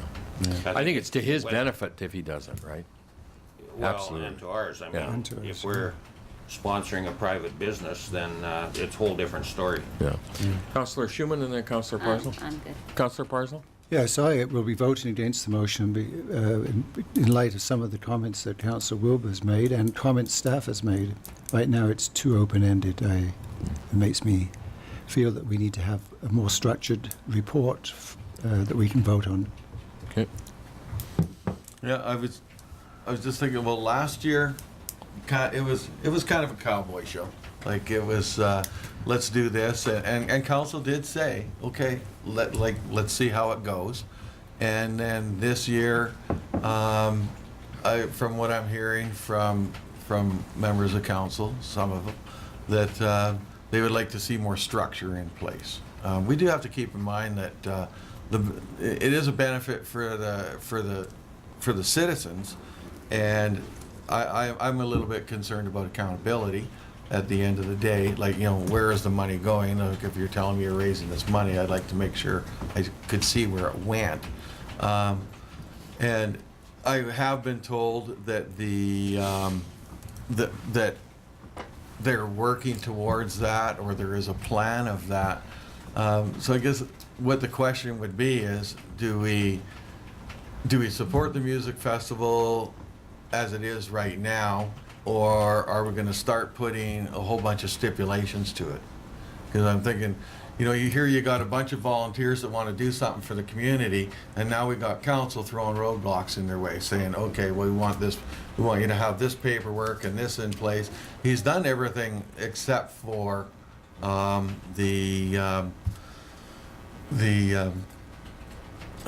me with the Nonprofit? Yeah, with the nonprofit society end of things. He's done done everything but that. My feelings is okay. This is your second year. You're building on it. Your volunteer base is building on that as well. I don't know about the timing, how much time it takes, because I've never done that before.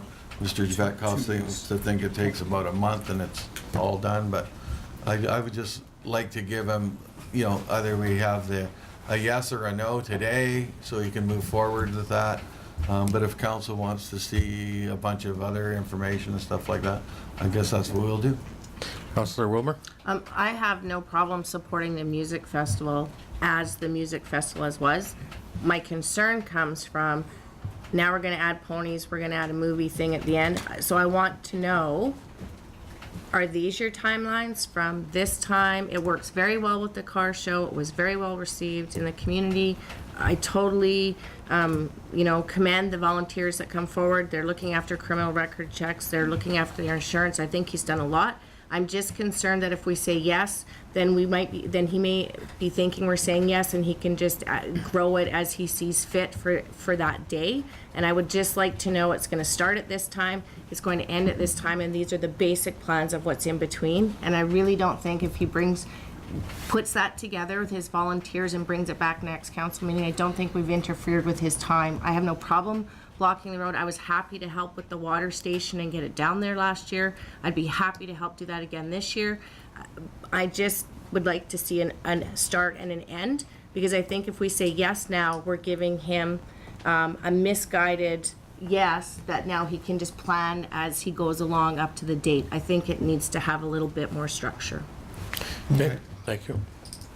So we have a motion that we're going to, I think that Or do you- I'm listening to Councillor Wilbur's comments, and I think what I'll do is I'll withdraw the motion, and I'll take it back to Jeremy with with what has been discussed here today. all right, cool. And hopefully we can get here for the next meeting. Thank you. That makes everybody Good, happy? works. Okay, makes me happy. And I think honestly, to me, you got a young guy here that's exactly that. He's worked hard last year to volunteer his time, put on a really cool event. There was a ton of folks that really enjoyed it, having spent the day down there last year. And I think we want to encourage that, but I think we also want to make sure that we ensure that it's got the principles around what we would want in an event that we're supporting that has some accountability attached to it, so that we make sure that from that perspective we address the structure. Yep. And that we would want to do that to make sure we protect any event that goes on in our community for the kids that are involved and all that. Good, thank you. Diary? Nothing new on the diary, Your Worship? Consent calendar. We have a letter from Minister of Transportation. You want us to move? Move, seconded, moved Councillor Schumann, seconded Councillor Wilbur, all in favor? Opposed? Strategic priorities. Nothing new on the chart, Your Worship? Question and answer? No one has signed up. Media question. Yeah, I just wanted to make sure, 1998 was the last year that one of these economic development reports was done, or was there a more recent one? I think that was 98 was the last one, Johnny. And can you sort of talk about what you hope to get from this work? The first stage for me anyway, in terms of developing an economic development strategy, is really to engage, first of all, the board and give that and get that vision and strategic overview started, and then start to engage your community. And then that will start to give clarity in terms of what the vision of economic development is for your community and some of those key strategic objectives. And from there, then you start to define, okay, if this is what our objectives are, whether it be a healthy community and that engages sports tourism as a particular component, now you start to develop tactics around the things that you'll do to build that strategic objective. That then will be where the rubber kind of hits the road for council, because you need to put a structure in place to do that. So does that mean you have an economic development committee in your community? Do you have an economic development officer? Do you have a group within your paid staff or consultants. So it defines the structure and the work that you're going to do. And so this is the first stage in developing the strategy.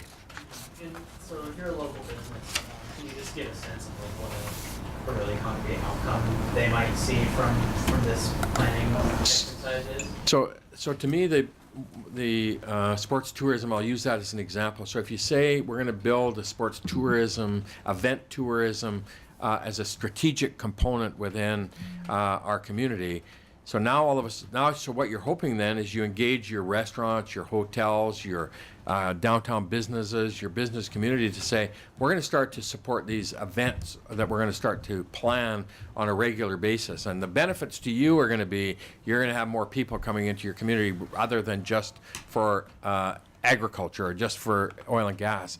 And so now how do you leverage that? How do you ensure that we take the best advantage of that? So then you say, okay, if they're going to be here for this, let's put some events on downtown so that then we got them here for the event.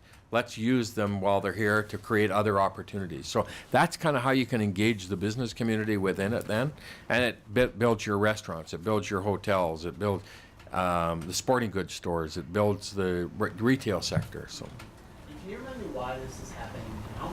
Was this a motion from Councilor Rogers who said that it was part of our economic development strategy. It's one of the key components of the 5 pillars of our economic development strategy that we did last year, our strategic plan in 2014. And so economic development was one pillar of that. Fiscal gap, healthy quality infrastructure, economic development, I can't remember the other 2. Anyway, so it's one of the key pillars on our strategic plan. So this was something that came out of the Yeah. strategic plan that was Yeah. last year. And changing gears a little, this bylaw notice, I noticed there was some stuff in there about this being a way of getting some of these smaller bylaw disputes out of the courts. I was wondering if you could just talk about the rationale for bringing that in. There's no in between. If we issue a ticket, the dispute mechanism, you go to court to dispute it. And sometimes sometimes you see that's an outcome or an option that should be there, but there should be other steps within there for a resident who gets a violation notice or a ticket for some offense that has occurred as a result of a bylaw, and to mediate it or to dispute it in some way other than just going to court. So this is a really great, I think, option that we've created now in terms of being able to do that. And that will be an in-house thing that's done by a third party, was it? Who Jim? will be doing the adjudicating? So the concept here is previously, if you felt aggrieved, if you felt that the ticket was unfair, the only way you could demonstrate that was by going to court. And we actually had people take matters all the way through to court, not because the $75 fine for parking contrary to signs was their issue. They wanted to speak to the fairness of the process. Now, it will start with a screening officer who can look at the circumstances of the bylaw notice itself and see if there's something technically wrong with it. Secondly, can consider any extenuating circumstances, that sort of thing. If the screening officer believes that it's still a valid ticket, then the individual on whom that ticket is written can go to an adjudicator who can literally make those rulings. This was unfair, the bylaw officer was right or wrong, you had extenuating circumstances that should have been considered, and dispose of it there. Nothing stops that individual from still having the right to go to court if at the end of that process they're not happy, but it's to give an outlet to these concerns, and you can be certain that there will be tickets that there's extenuating circumstances that should be considered. There will be tickets that are in error, that the wrong date is put on. Everybody's human. This process will point out mistakes that otherwise had to go all the way to court to be pointed out. And this adjudicator is a third party? This adjudicator is a third party. We share one with the Peace River Regional District, who went down this road a couple years ago. And completely changing gears here again, I just wanted to check, did the money for the demolition of the Granby School, is that still in the capital budget for this year? Yes. So that is something that's going forward? Yep. Okay. And one more thing, what is this medical advisory committee that you mentioned earlier? When does that get to? We put that in after the last election as a committee within council, and so Councillor Wilbur's looking after that. Okay, thank you. Ash? I just have one quick one. Just when Teresa was in and she was talking about racism in the community, I guess, what did that mean to you to hear that? Yeah, you know, you always are worried about when you hear those comments or statements that that negative connotation about the fabric of your community, and so, you know, obviously is a one that you pay attention to and you worry about, and you're always trying to. I think all of us are trying to build a healthy community, a strong community, and you do everything you can to try to ensure that your actions and the things that you do on a daily basis help move the needle on that, help move the bar on it. But it hurts, right? You hear that and you think, it's unbelievable how you think in today's world that that could still be such a issue. Great. That was all I had. Thank you. So we move to the Committee of the Whole. Do you want to take a quick 5-minute break before we kick into the Committee of the Whole, or do you want to keep going? Just carry on. Carry on? So first up, we have Marcel's in, report of the Staff Sergeant. Good morning, Marcel. Morning. Good to see you. How are you? Good. Welcome. Worship, councillors. I took the article on Friday and don't know what else I can say. You're looking mighty relaxed, just like it said in the paper. There you go. Don't have a whole lot. All I can say is file numbers compared to last year is down considerably, and it's much appreciated anyways right now. We're gonna have some vacancies coming up in the next few weeks in the general investigation unit. And there's 2 of them being transferred. One is likely going to Vernon, the other one's going to Whitehorse. So that's going to create some issues on the investigative side of things for the foreseeable future. I figure likely 6 months anyway. So we'll have to manage the best we can with robbing the watch to complement the GI on serious investigations. But we're survivors, so we'll survive. Crime reduction unit, I can't say enough good things about them. They're very successful at what they do. They're really, really busy. They've been, since they started in mid-December, there's been quite an enforcement on the streets, drug enforcement, and resulted in a number of arrests. We've seen a lot of cocaine, crack cocaine.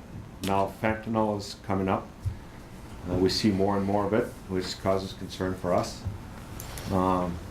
So we'll keep the pressure on that for the time being till other pressures come into play.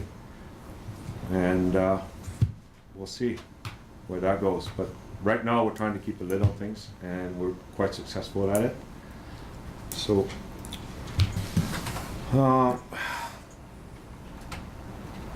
mental health stats, I know we're keeping track of those. We had 12 mental health calls this past month in February, and 2 resulted in apprehension. And I'm glad to say we only had 7 man-hours spent on those calls this past month, which is pretty nice to see. Was there a specific reason it was just 7 hours? It just in and out of the hospital quicker? Or Yeah, it's somebody probably took- timing, you know what I mean? Like, if you come during the day, chances are you're gonna get through a little quicker than at 2 in the morning. Those night calls are the ones that cause us a lot of grief. But it is what it is. I'll give you a little update on this missing teenager, Penny Poole.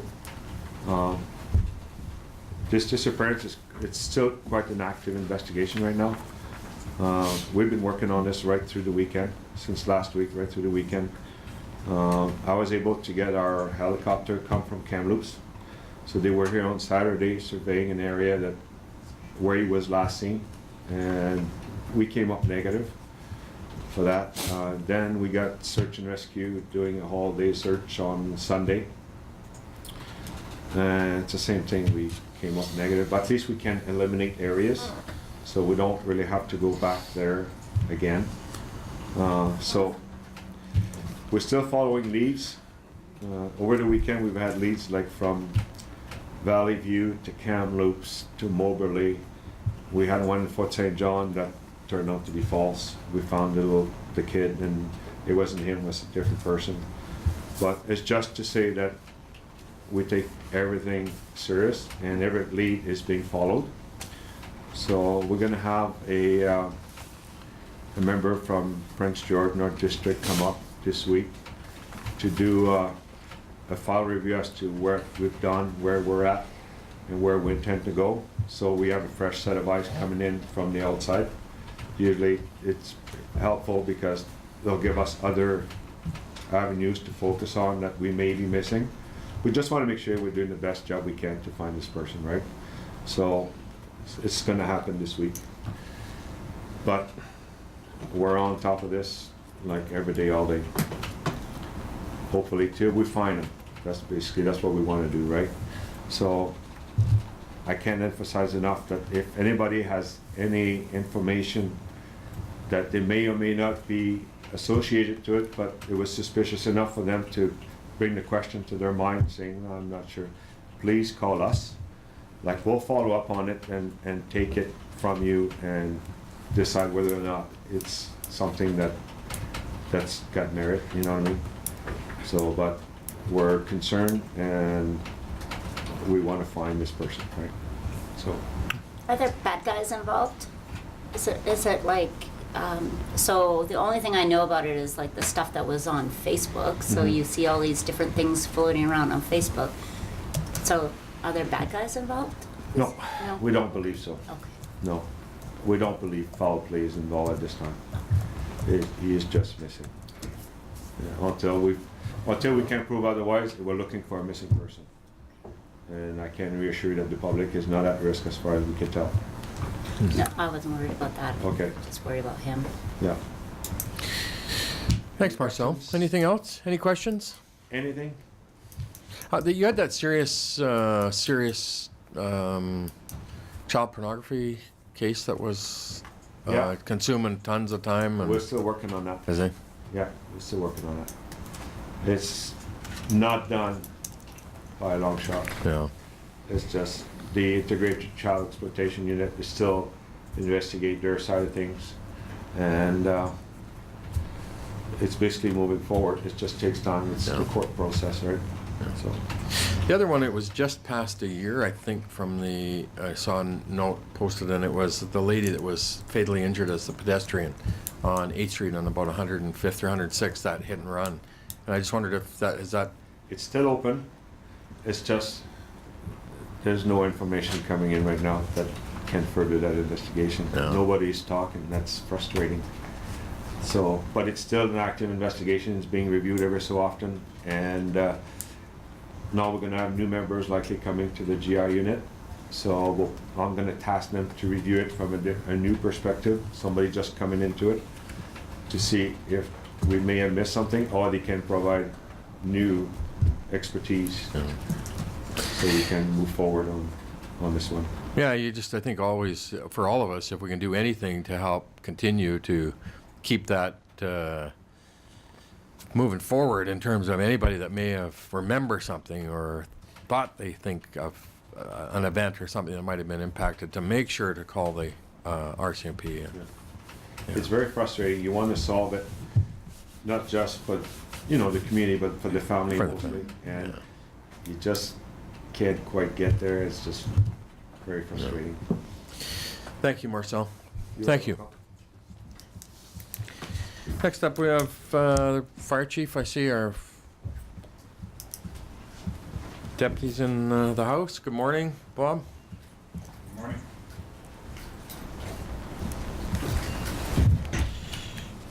Two weeks in a row. Just love being here. Make the chief go away. I've asked Brenda to distribute a little booklet that we've Thanks. worked with cooperatively with an agency called Community Safety Net. Thank you. Ooh, no produce DVD. fire safety and life safety booklets. And then the local businesses have actually sponsored them for us. So at no cost to the city, we've got, I think, around 800 booklets that we'll be distributing over the next few years to the kindergartens through grade 3. There's 2 different booklets there. But a very, very good interactive booklet for teaching kids not only fire safety, but safety in the community. Tells you, like, for instance, there's one thing there about impaled objects. You know, don't pull the knife or the screwdriver out of the arm, things like that. So, a very good booklet for the kids. Don't hide from firefighters. Sorry. There's one in there, I just think, don't hide from the firefighters. No, and actually, that is, it is quite a concern. If you've ever seen a firefighter dressed in their full turnout gear with the SCBA on and the breathing mask, and all you hear is this Darth Vader type sound. You've got flashing lights, smoke, everybody's afraid. And then this guy comes through the door calling your name and a muffled voice. It's a frightening thing for a child. So any time we do fire hall tours and that, we will actually get a firefighter to go from street clothes into crawling around on his hands and knees with that on, just so that the kids have a better understanding of the potential that they may face, and makes hopefully for a better outcome. It's great. So another thing we happened during the month before I get into the general report is our fire prevention officer actually received his certificate for his educational proficiency or academic proficiency for the fire prevention officer certificate. And it's, to my understanding, he's one of 41 fire prevention officers in BC that actually have this accreditation. So this is well on his way towards moving towards a degree if he decides to go in that direction. So. Good for him. Other than that, 40 calls for service. And again, as I explained last month, that is including all our dispatches and things like that. We actually rolled 24 times from the fire hall to different incidents. One structure fire was a mobile home, and I was actually quite impressed with the amount we were able to save within the mobile home. As I've said before, mobile homes tend to go up very quickly. We managed to contain the fire to the interior of the structure, and they were able to salvage quite a bit of the materials within the building. So a few small pets were lost in that, but the fact that some of their personal possessions were salvageable at the end of it after cleaning, and that was a bonus for our guys. Yeah, that's right. Doesn't happen often. They'd go up like they're a little furnace. Pardon me? Oh, I was just talking about mobile homes. Yeah, the newer mobile homes are actually lined with gyprock now, but the materials that we have for furnishings and such are so chemically involved that the fire is extremely intense, and the gases and smoke that come off of them are very deadly. So just sort of make my point there that one advantage to this one was they had a monitored alarm system, and we actually got they called them first and then he called us. That caused a bit of a delay, but the fact that the alarm system was in place and got us out there early enough, we were actually able to make quite a save. So is there any questions? You've got the report. Councillor Parslow? Yeah, I don't have a question about your report, but I was asked a question and I didn't know the answer, so this is the opportunity. When there's a call for support services because of a car accident, Jaws of Life, a truck goes out, there's 2 members go, right? Or is it 1? Minimum 2. Minimum 2. Minimum 2. We sometimes try for 3. Yeah, sure. depending on the situation for the safety of our own people, we might back it up with an extra unit from the people that. Well, that was where the question was drawing, Bob. So let's imagine, for just sake of an example, the crew, you dispatched a crew to support dealing with an accident. Is there a backup crew then brought into the fire hall? Yeah, every time the crew goes out on a fire call, we have to bring in staffing for the next call, the potential for say a structure fire, whatever. So an accident is synonymous with a fire call? Yeah, so thank you. And then after, like I say, after that, if our guys need help, for the safety of the people or whatever, we'll send some of the crew out to manage that incident to make sure that we get the best outcome that we can. Thank you. Thank you. Any further questions? Thanks, Bob. Can you take these back so that you can give them to Sure. children instead of us? Yeah, if you just want to, I'll come over and collect them after. Okay. Next up, we have the report from our Director of Corporate Administration. Good morning. Good morning. Welcome. Why, thank you. Okay, I will just, first of all, the majority of our time, the last few months, has been working through this bylaw notice system and all the bylaws that it touched upon. So I want to thank you for allowing me to put all those forward at once. I know it was a bit overwhelming, but just one change to one made a change to another, and on it went. Thank you to Kelsey at Engineering. We spent many hours going through those bylaws as well, and same with Brent and bylaw. So I just want to make sure I thank those. And with all those bylaws that I brought forward with that, item 8.3 did not have the bylaw attached to it in your agenda, which you probably didn't notice because I overwhelmed you with the bylaws of the previous item. But I will be putting that report on the agenda, so it will be there and attached. And we will bring it forward to the next meeting. So if there's any concerns, you can advise at that time. Other time has been spent with NCLGA conference with Lindsay. She's been great with helping with that. The energy conference is at 40 right now. Circle tour at 37, and I think 218 plus the trade show. Yeah, which makes for a great turnout. So onward and upward with that. And lots of sponsorship.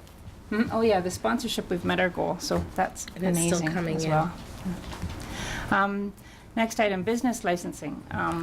It's now available online, so you can look up business according to their name or according to the category. So you just do a search on our website. Makes it easy. The kindness meters, I think they're going to be installed the end of this month. And then we're going to have an official launch on April 6th, I think is the date we've got. And we'll be picking the two organizations at that time that will be receiving the funds for the first 6-month period. So moving on with that. Question. Sure. Well, when will groups be invited to put their names into the hat? There's going to be a little Twitter advertisement campaign going on with it. Twitter? Yeah, Twitter And and Facebook and yeah. Social So media? soon you will see. Okay. I just don't want to TransCanada, miss it because I want kids sport in there. TransCanada have really been really active and excited about this, and they're going to do a photo contest with them and a different contest to promote them, and so they're really excited about it. It's good, and every time they do that, it gets our name out there in their world of people following them. So it's really good. And it's not an in-depth application. It's quick. Putting Put your your name name on the in. Yeah. paper and throw it in the hat. Yeah, we'll just make sure that they're a nonprofit organization. Yeah, That's yeah. about it. Yeah. And the last item I want to talk about is the change to the newspaper to a weekly format. It's going to delay any zoning applications. We need to advertise those in 2 consecutive issues. So now the consecutive issues are 1 week to another instead of 1 day to another. So we're going to be, any zoning applications will be another 2 weeks delay. Yeah. use. Councillor Parsons? Well, that's Did you have- interesting. sorry. Is that because of our own bylaw? Is that provincial No, that's Local Government Act. local government act? Yep, and there is talk about that being changed as well. Good. Okay. Thank you. Councillor Wilbur? So yes, that was actually discussed at our NCLGA board meeting, and we do have a resolution coming forward regarding exactly that that we have to advertise in the paper. So there is a resolution that'll be coming to the floor to be voted on, because for some communities, they don't even have the weekly paper anymore. Their newspapers have closed down completely. So it's interesting enough that is hopefully something that gets moved forward and moves its way up the chain.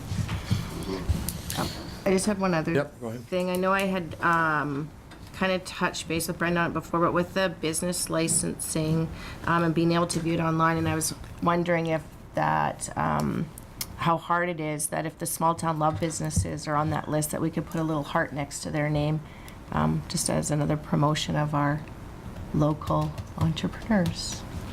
So I don't know what that entails, because I'm not an IT person. Yeah, I did put that request through to IT, but I haven't heard back yet, so I will let you know. It's just my reminder. Councillor Yep, Javetkov? thanks. I've got a question that probably covers a couple of, or three directors, but I'll start with Brenda. Okay. I was at the pool the other day, and I was trying to get on the internet, and I finally asked for help from somebody at the desk, and it is totally cumbersome, and the hotspot at the airport is quite simple. You know, you can get on it easy, and you know, once you're done, it kicks you off, which is fair enough. But the one at the pool going through Shaw is Absolutely awful. almost impossible. I'm just wondering if we have a policy, or how do we determine, you know, the process for hotspot, or is it even intended to be a hotspot? Okay, so Duncan has the answers to those best. He's the one who's been dealing with I it. can answer now, sure. So we did the Shaw Go Wi-Fi agreement, it was a couple of years ago now. It took them a while to get it in exchange for free access for the community. We didn't take any kind of fee or anything from them. Now that free access, as we get into the process, is you have to set up an account through Shaw as a guest, and it is quite cumbersome. And we went back to Shaw and said, look, like this is a lot of work. We understood it was just going to be free hotspot. You find it on your Wi-Fi, you connect, and it's there. And they said, no, this is how we've done it in every community. This is how we do it. And you know, this is what we've agreed to essentially through our agreement. So their agreement is a 5-year agreement, but automatically renews for 10. And we have to give them notice in the 4th year if we want to cancel it at the 5th year. So we've highlighted that to have that discussion again at that time to say this is important for us, that we can make this less cumbersome. Yeah. With, I was, Go like I ahead. said, if you're a Shaw customer, you can get on lickety split. Yeah. Yeah. It's when you're not a Shaw customer that it becomes cumbersome. so, Councillor Parslow? Yeah, I'm Shaw glad this customer. topic's been raised. I'm a Telus customer. I've had some dealings, you know, and it must be a mixed bag out there. So all I can share is my personal experience, and it's one of total frustration. Being a Telus customer out in the rural area there, I've been that way, but I don't even bother anymore when I'm in this town, and I know I've heard from other people, they don't even bother. Others find it very easy. When I do get on, I find that my capacity, there must be some limits to what you can, how much data you can access. So it's totally frustrating. What we have. Because you're not a Shaw Yeah. customer. I know. So why are we going with Shaw? Like at the airport, like I say, it's a piece of cake. So they approached the city, Shaw did, and they've approached a number of municipalities. This is marketing on their side, I guess, to improve their customer service. A broad report council would have been probably 4 years ago or 3 years ago Yeah. now. And they were willing to pay the city to set this up within our facilities, and in exchange, council approved free access to the customer. But I guess it wasn't as defined as we thought it was. So what do we have at the airport? at the airport is probably Priss, or I think it's a Priss free Wi-Fi, same as the arena is Priss. But I'd have to confirm the airport, I'm not sure. So again, Priss approached us and said, look, we'd like to set up a free Wi-Fi for the community, again, as a marketing strategy, no cost to the city, their own equipment, and they set that up. The Pool Shaw approached us in that facility. So when is the 4 years up? Because we don't want to miss that deadline. Yeah, so we made a point of highlighting that and flagging that. I believe that the 4th year comes up in 2017, I believe it is when we need to give notice. And at that point, our intent is to approach that cumbersome and see if there's any leeway on that, because we want to bring that back to council if there wasn't. Or maybe we could have a second hotspot. Well, fiber optic, the TELUS fiber optics now will give us another. Well, you have subsequently now entered an agreement with TELUS that allows them to put hotspots in several places. Right now, their first rollout is going to be only on their own infrastructure, their own poles, but you've given them a right to use your poles by compensating you for the cost of it, etc. But it's going to be the same, only different.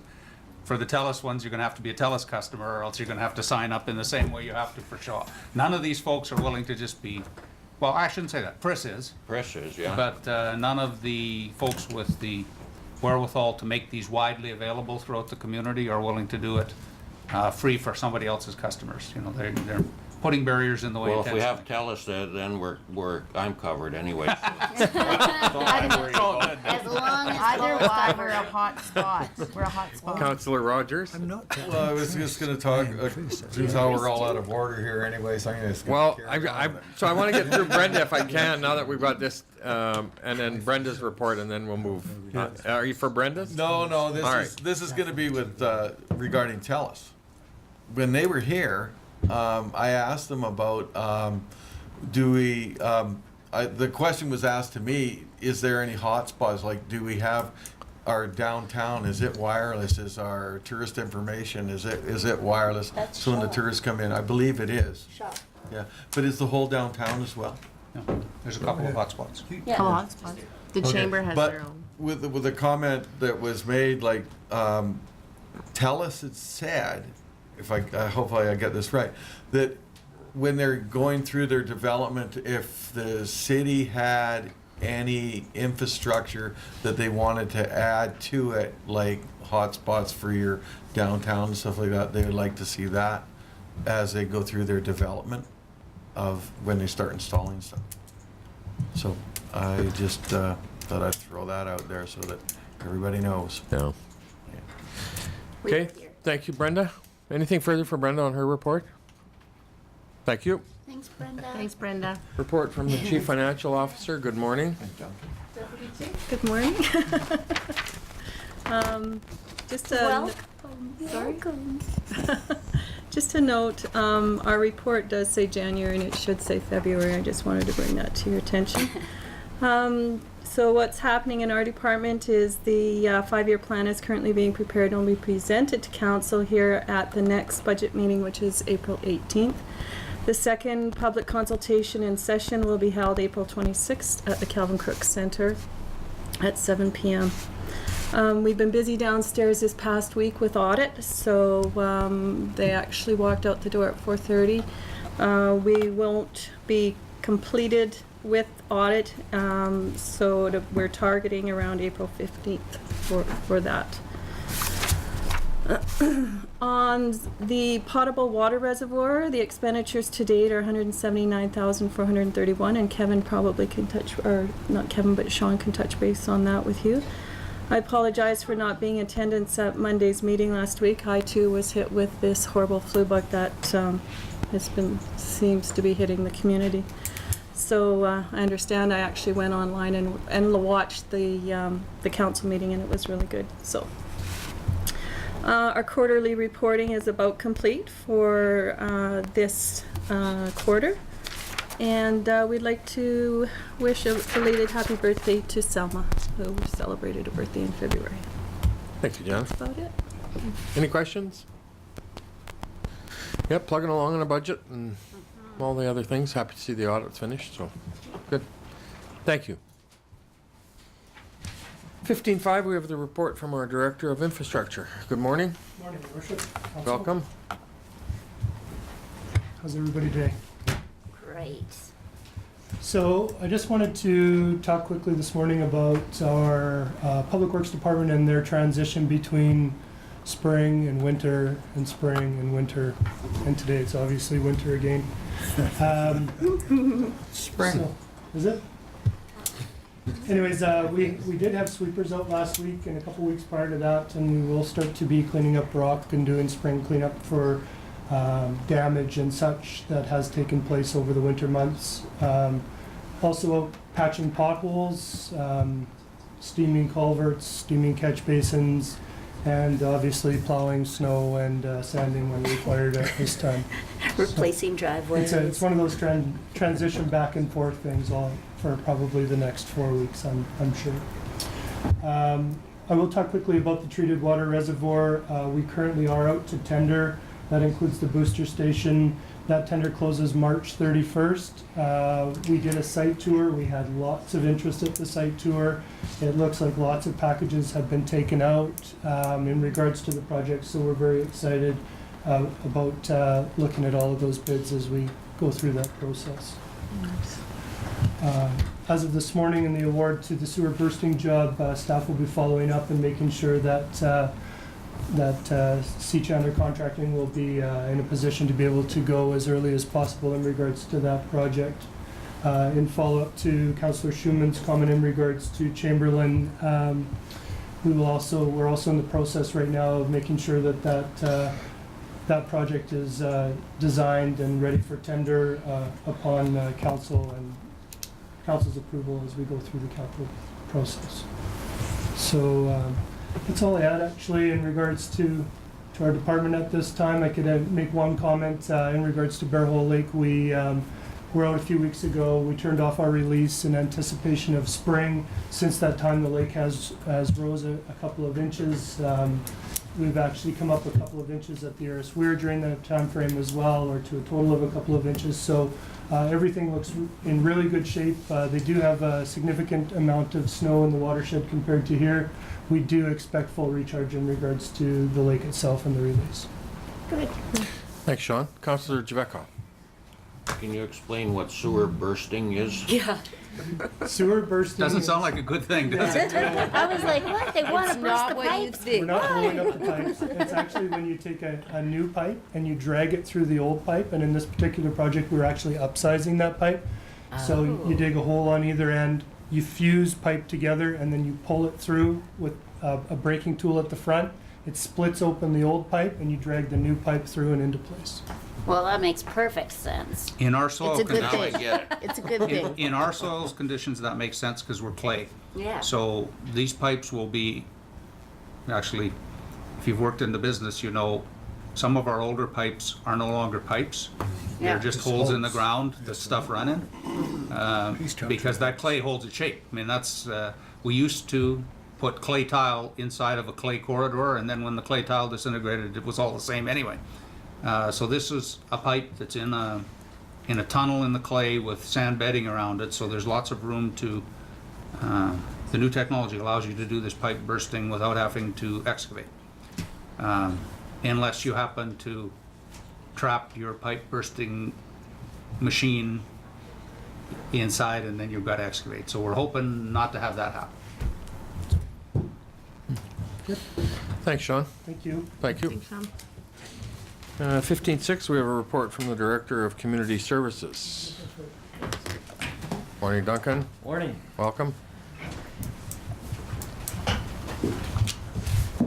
So, okay, I'll get going. So lots of great stuff going on. I want to start with the Kin Arena.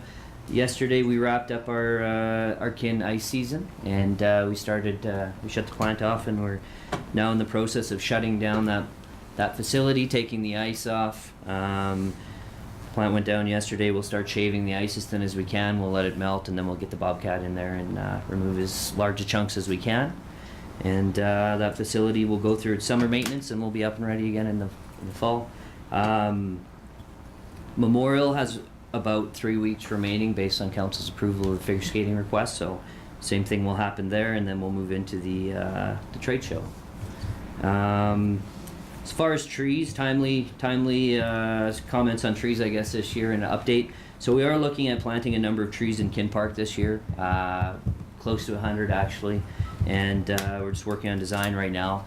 At this point, we're not looking at taking down any of the trees that are still healthy in that park. The plan is to set the trees back from the existing trees. If we were to take down the existing trees, you'd have that root ball, and there'd be a large excavation required and a lot of work to replace in the same area. So we'll set that back, and yeah, approximately 100 trees will go in there this year.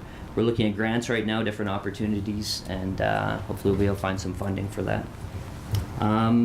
Last comment just around the demo and the YCC and the Legion and Monkey See, Monkey Do, just an update on that. So this Wednesday we're going to meet with the school district and we're going to walk through O'Brien, take a look at the classroom, figure out options. We'll meet with licensing as well, and look at what that would, I guess, essentially the feasibility of putting a space in there for Monkey See, Monkey Do, what that cost would look like, what the fee would be for Monkey See, Monkey Do for the city to recoup that cost. The Legion has also approached the city, working on spaces for them. We looked in the arenas. The stairs were a concern in the arena for the Legion. We looked at maybe office space upstairs with the boardroom, but they are concerned about stairs. So while we're meeting with the school district, we'll also ask about another classroom, what those costs would look like, and all of that will come back through reports to council for council decision. But we're looking at every option. We looked at the Calvin Kirk Center as well, see if there's any opportunities in there. But a lot of our spaces all of our space is really out there. It's leased out or it's utilized to maximum potential right now. So it's tough. Thank you, Duncan. Cheryl? Councillor Schumann, sorry. So, the O'Brien School, potentially we could, look into the whole building. Like, they won't sell it to us, but potentially we could utilize the whole building. I mean, for a price, the people that want to utilize it, et cetera, et cetera. Last week I heard somebody else thinking that maybe it was a good space also. And so I know it's negotiating with the school district and then making sure that we're compensated for that space then. Yeah, so the school district, as far as I understand, still utilizes some of that building for maintenance. They have storage in there. When we took over that space, they actually had a shop set up in the gymnasium, and they ended up moving everybody out of there so we could have the gymnasium. And we've taken on the space that the Art Society currently is hoping to lease again.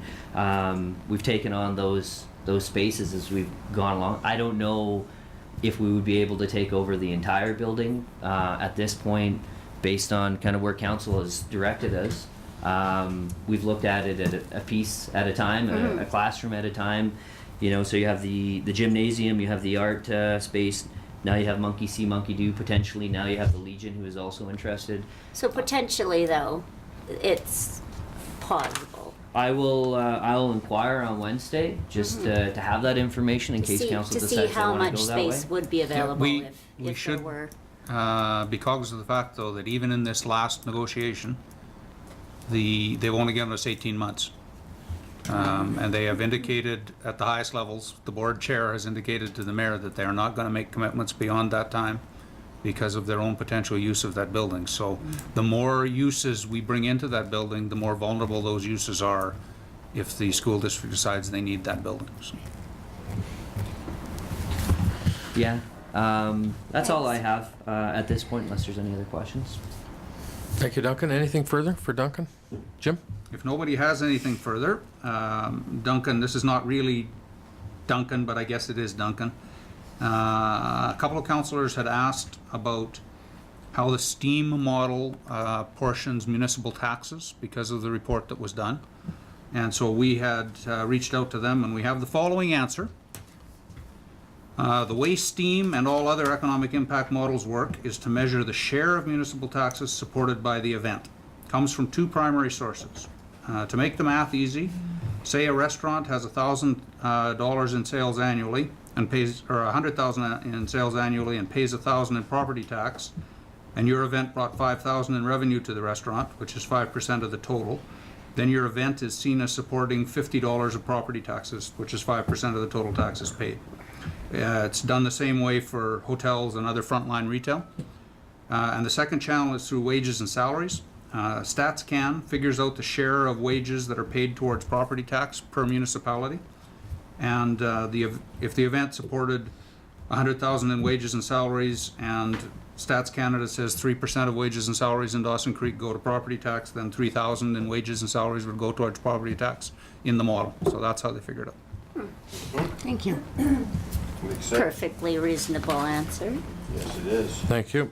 Anything further for Duncan? Thank you, Duncan.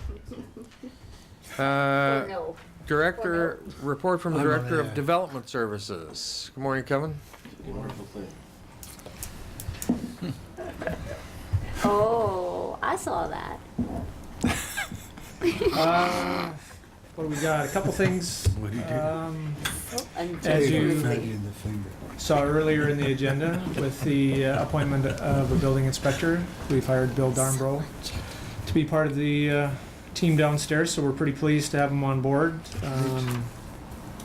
And we've also brought Greg back a little bit to help out with some mentoring on that, so that's been great. Greg spent a few days with Bill last week, and Greg's away for a bit and be back later in the month, and he'll check in and see.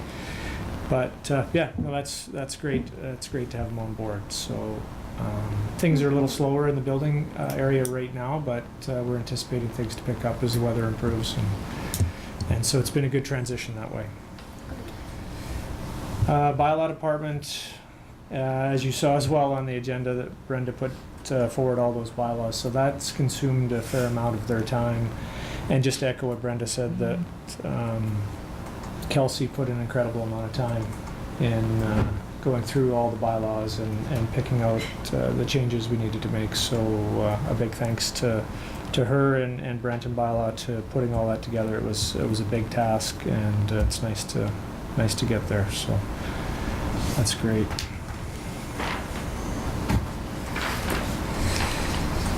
Engineering department, it's a busy time of year for us as we prep for the tender season, so to speak. So busy working on designs for road projects, putting together tender documents.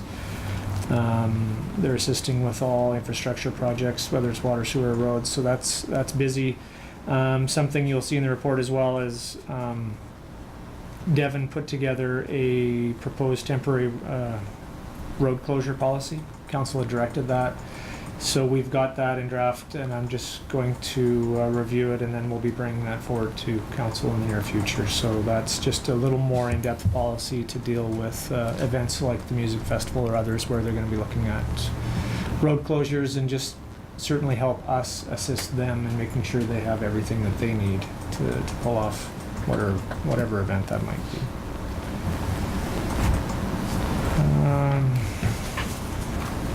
Just a few stats.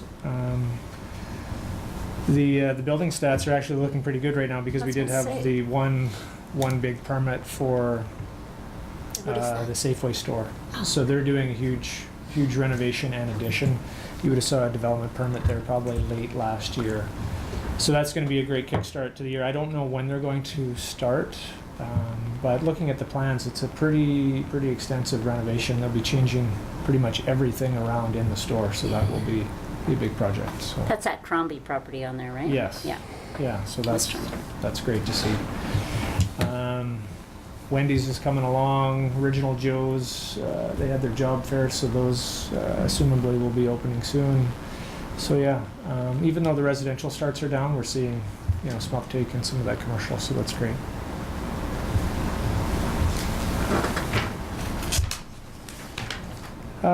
Probably the only other thing I wanted to touch on was road safety audit.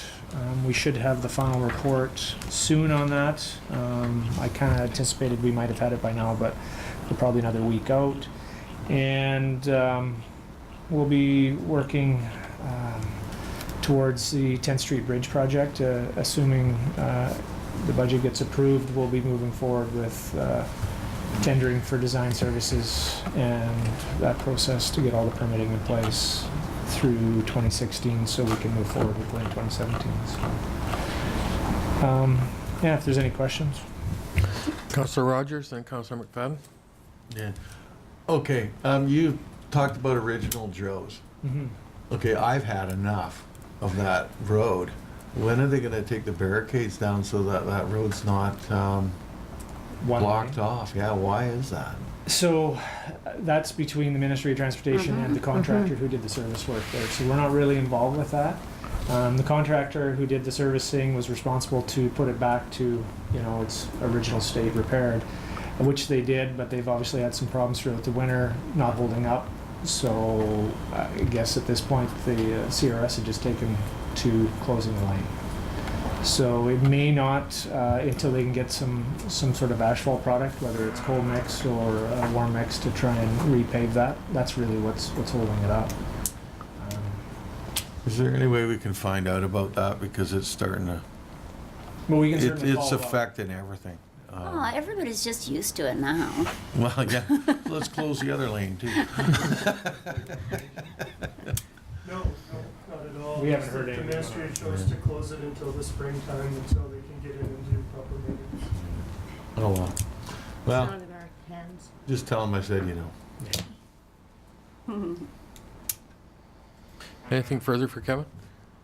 One of the things, so go ahead, Councillor Javetkov. The report on the condition of the streets, that prioritizing report, is that available online or? I'm not sure that we have it online, but we can certainly get it online, and if you... I'd be interested in having a look at it. Sure, You certainly. know, I may disagree with some of the ones when I compare it to ours. Well, I imagine others would be interested as well. We can get it up in the document section, that would be good. Certainly. I just raised last week, and I flipped it through to council and to Jim about when we tear down the old library. And I'm worried about that area being turned into a parking lot, which it will, because it's going to be dirt in between two paved areas, because you'll have the parking area in front of the arena, and you'll have the paved area in between the old library and the swimming pool. And so I just flipped it through to council that if we can have a look at that and through the demolition, because there's some couple of trees in there at the back and the front, but I just think when we tear it down, if we can consider that as a project that potentially to pave, because it's going to be, I think it's going to turn into a parking area with the rinks and everything else, and if we can to consider that, and I flipped it to council. Yeah, so we, at your budget meeting on April 18th, we'll bring you an estimate, but it's not pretty. It's over 600,000 to. Oh, is it? Olé. Councillor Wilbur? Just for you to stop, there's playground equipment there that the daycare uses. Is that city's playground equipment, or does that belong to the daycare by the old pool? City. No, it's city's playground equipment. I think it was much of it was donated. We're gonna That have might fit nicely in that little spot for people. Well, it's going to be parking, because the people, for the trade fair, you use it for the arenas all winter long. It's going to turn into parking area. Not if you throw a playground Not in if the we middle move of that it. playground over there. Councillor Rogers? I was just thinking, take some of them asphalt chippings and just pile them in there.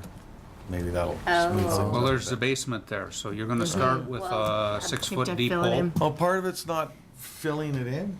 Oh, no, we'll fill it in, but that's No, got to part of the demolition will be filling it in, but not to the standard that you would put a parking over top. Yeah, that was my concern. I thought, ooh, it will need to settle. It will need to do a lot of things before we can Holy pave cow. over Through the it. or demo we'll end tender, up- we'll ensure that, they typically backfill it, but what we'll do is we'll need structural fill, essentially, that clay can go back in, but it'll have to be compacted to certain levels, certain densities, so when we decide at whatever point to put a parking lot on top of it, it's structurally stable and it's not a...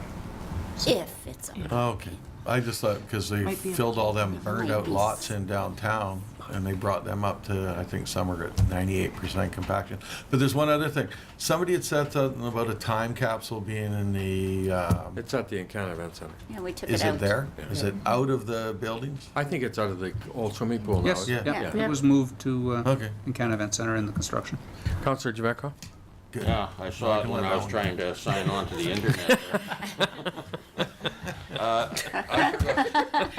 I forgot to ask a question there about the tree planting in the parks.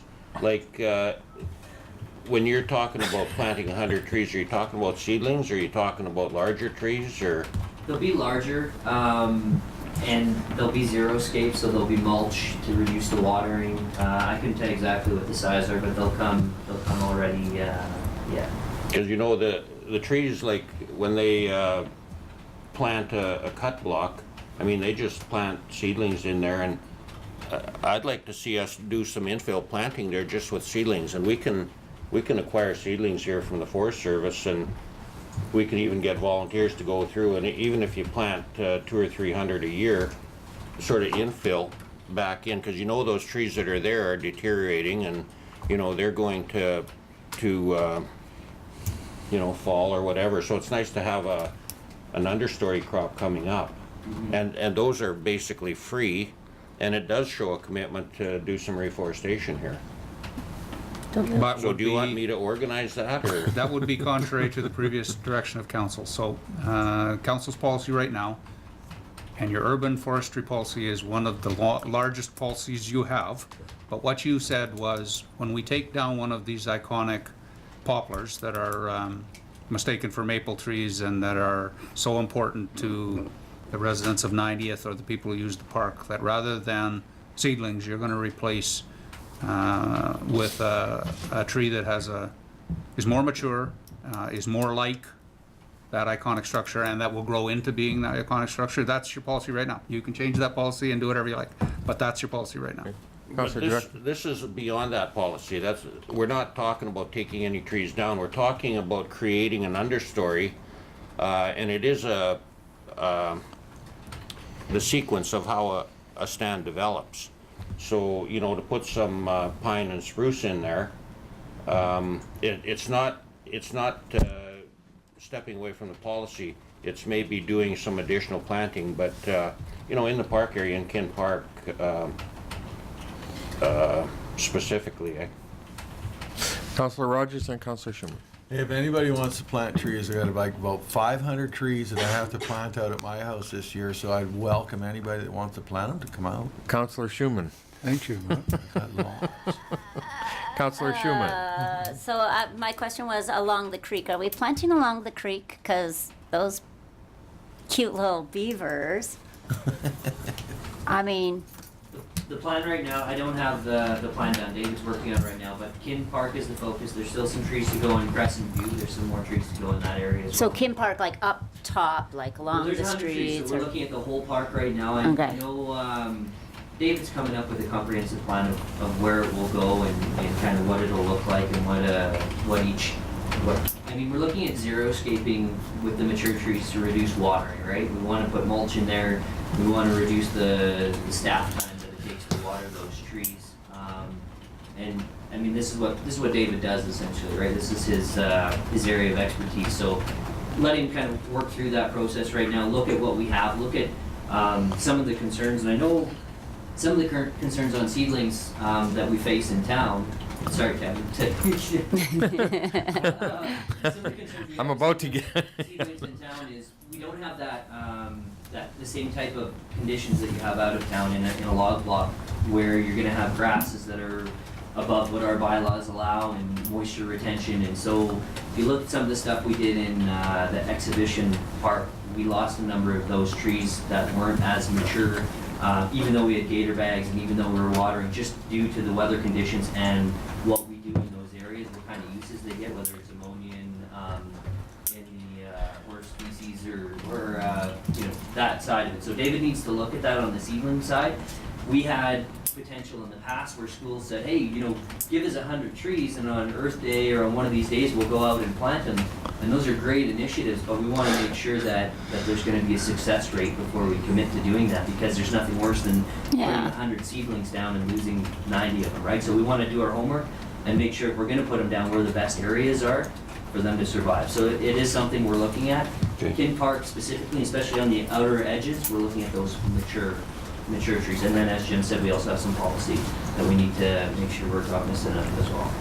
Back to my paving my That to pave Oh, in you my guys squirreled parking me lot. off to trees. Hey, I'm all in favor. You're starting to sound like Paul. We were going from 600,000 to we can get these trees for nothing. And I'm sitting here wondering, how did that happen? If we get the trees for nothing, we can do some paving. Anything further for Kevin? Kevin, thank you. So, Kevin, that's how much it How was you to guys pave do that to the soccer park road. Recess for is heaven's closed, sakes. please. Wilbur McFadden, all in favor, opposed, closed. Thank you. So is the 600 going into the